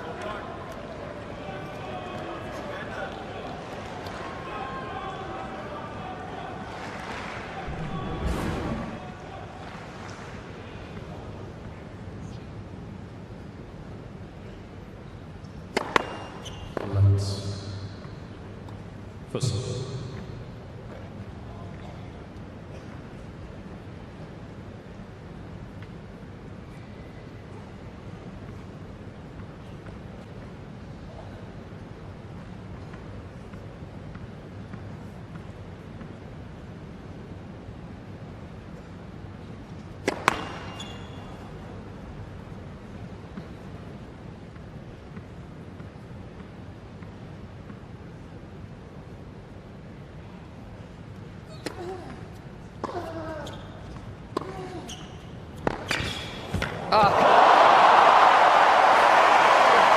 Match points for Team Europe.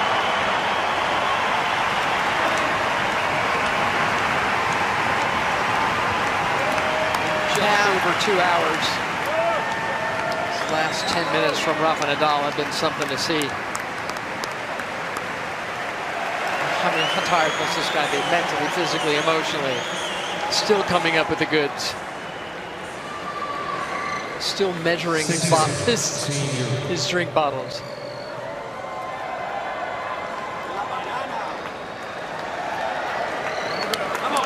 His will to win remains undiluted, Mary. Check that out.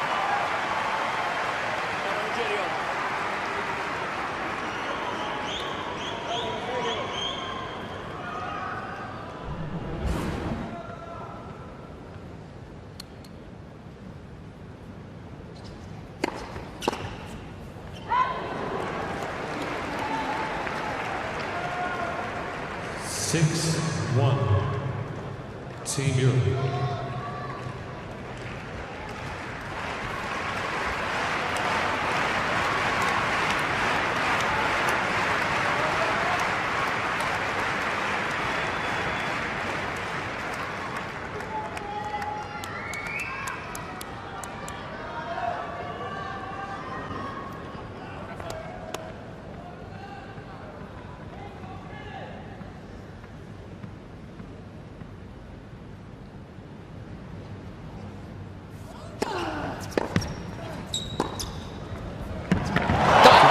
Center match, Team Europe. 2 sets to love, 6-3, 7-6.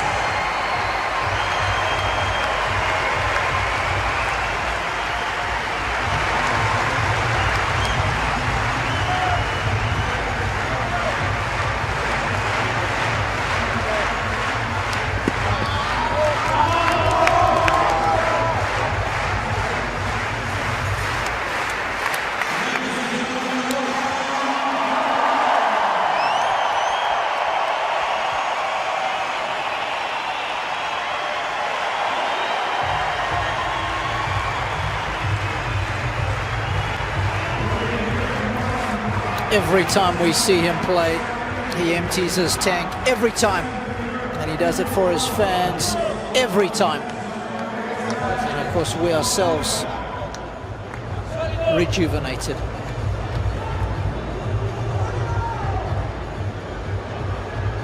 Is Rafa really going to come out in a short while and play doubles? That's what he's supposed to do. He's with Mark Pecci. Rafael, before we get into obviously the match, I just want to say thank you from the bottom of the hearts from all the people here in Geneva, around the world.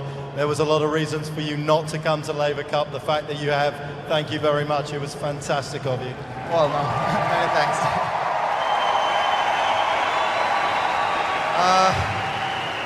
Well, thank you for your words, but honestly, being here for me is a very positive energy. You know, it's amazing to be around a great team, and the crowd is just unreal every single day. So many thanks for the support.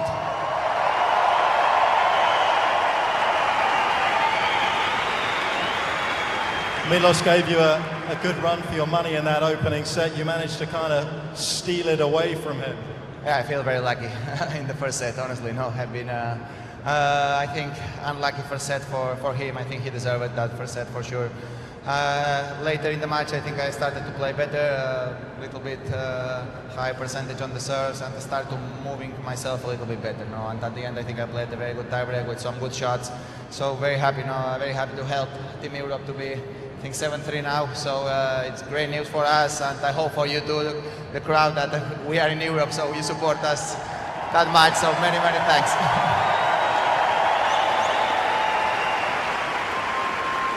I'm just going to ask you one last question, because I know you've got to go off and get ready for your doubles. We're going to get more of you tonight. Bit of a competition to see who's the better coach on Team Europe at the moment, yourself or Roger. You've both been helping each other out. At the moment, I think everybody feels you're going to make a better coach. Oh yeah, much better, yeah.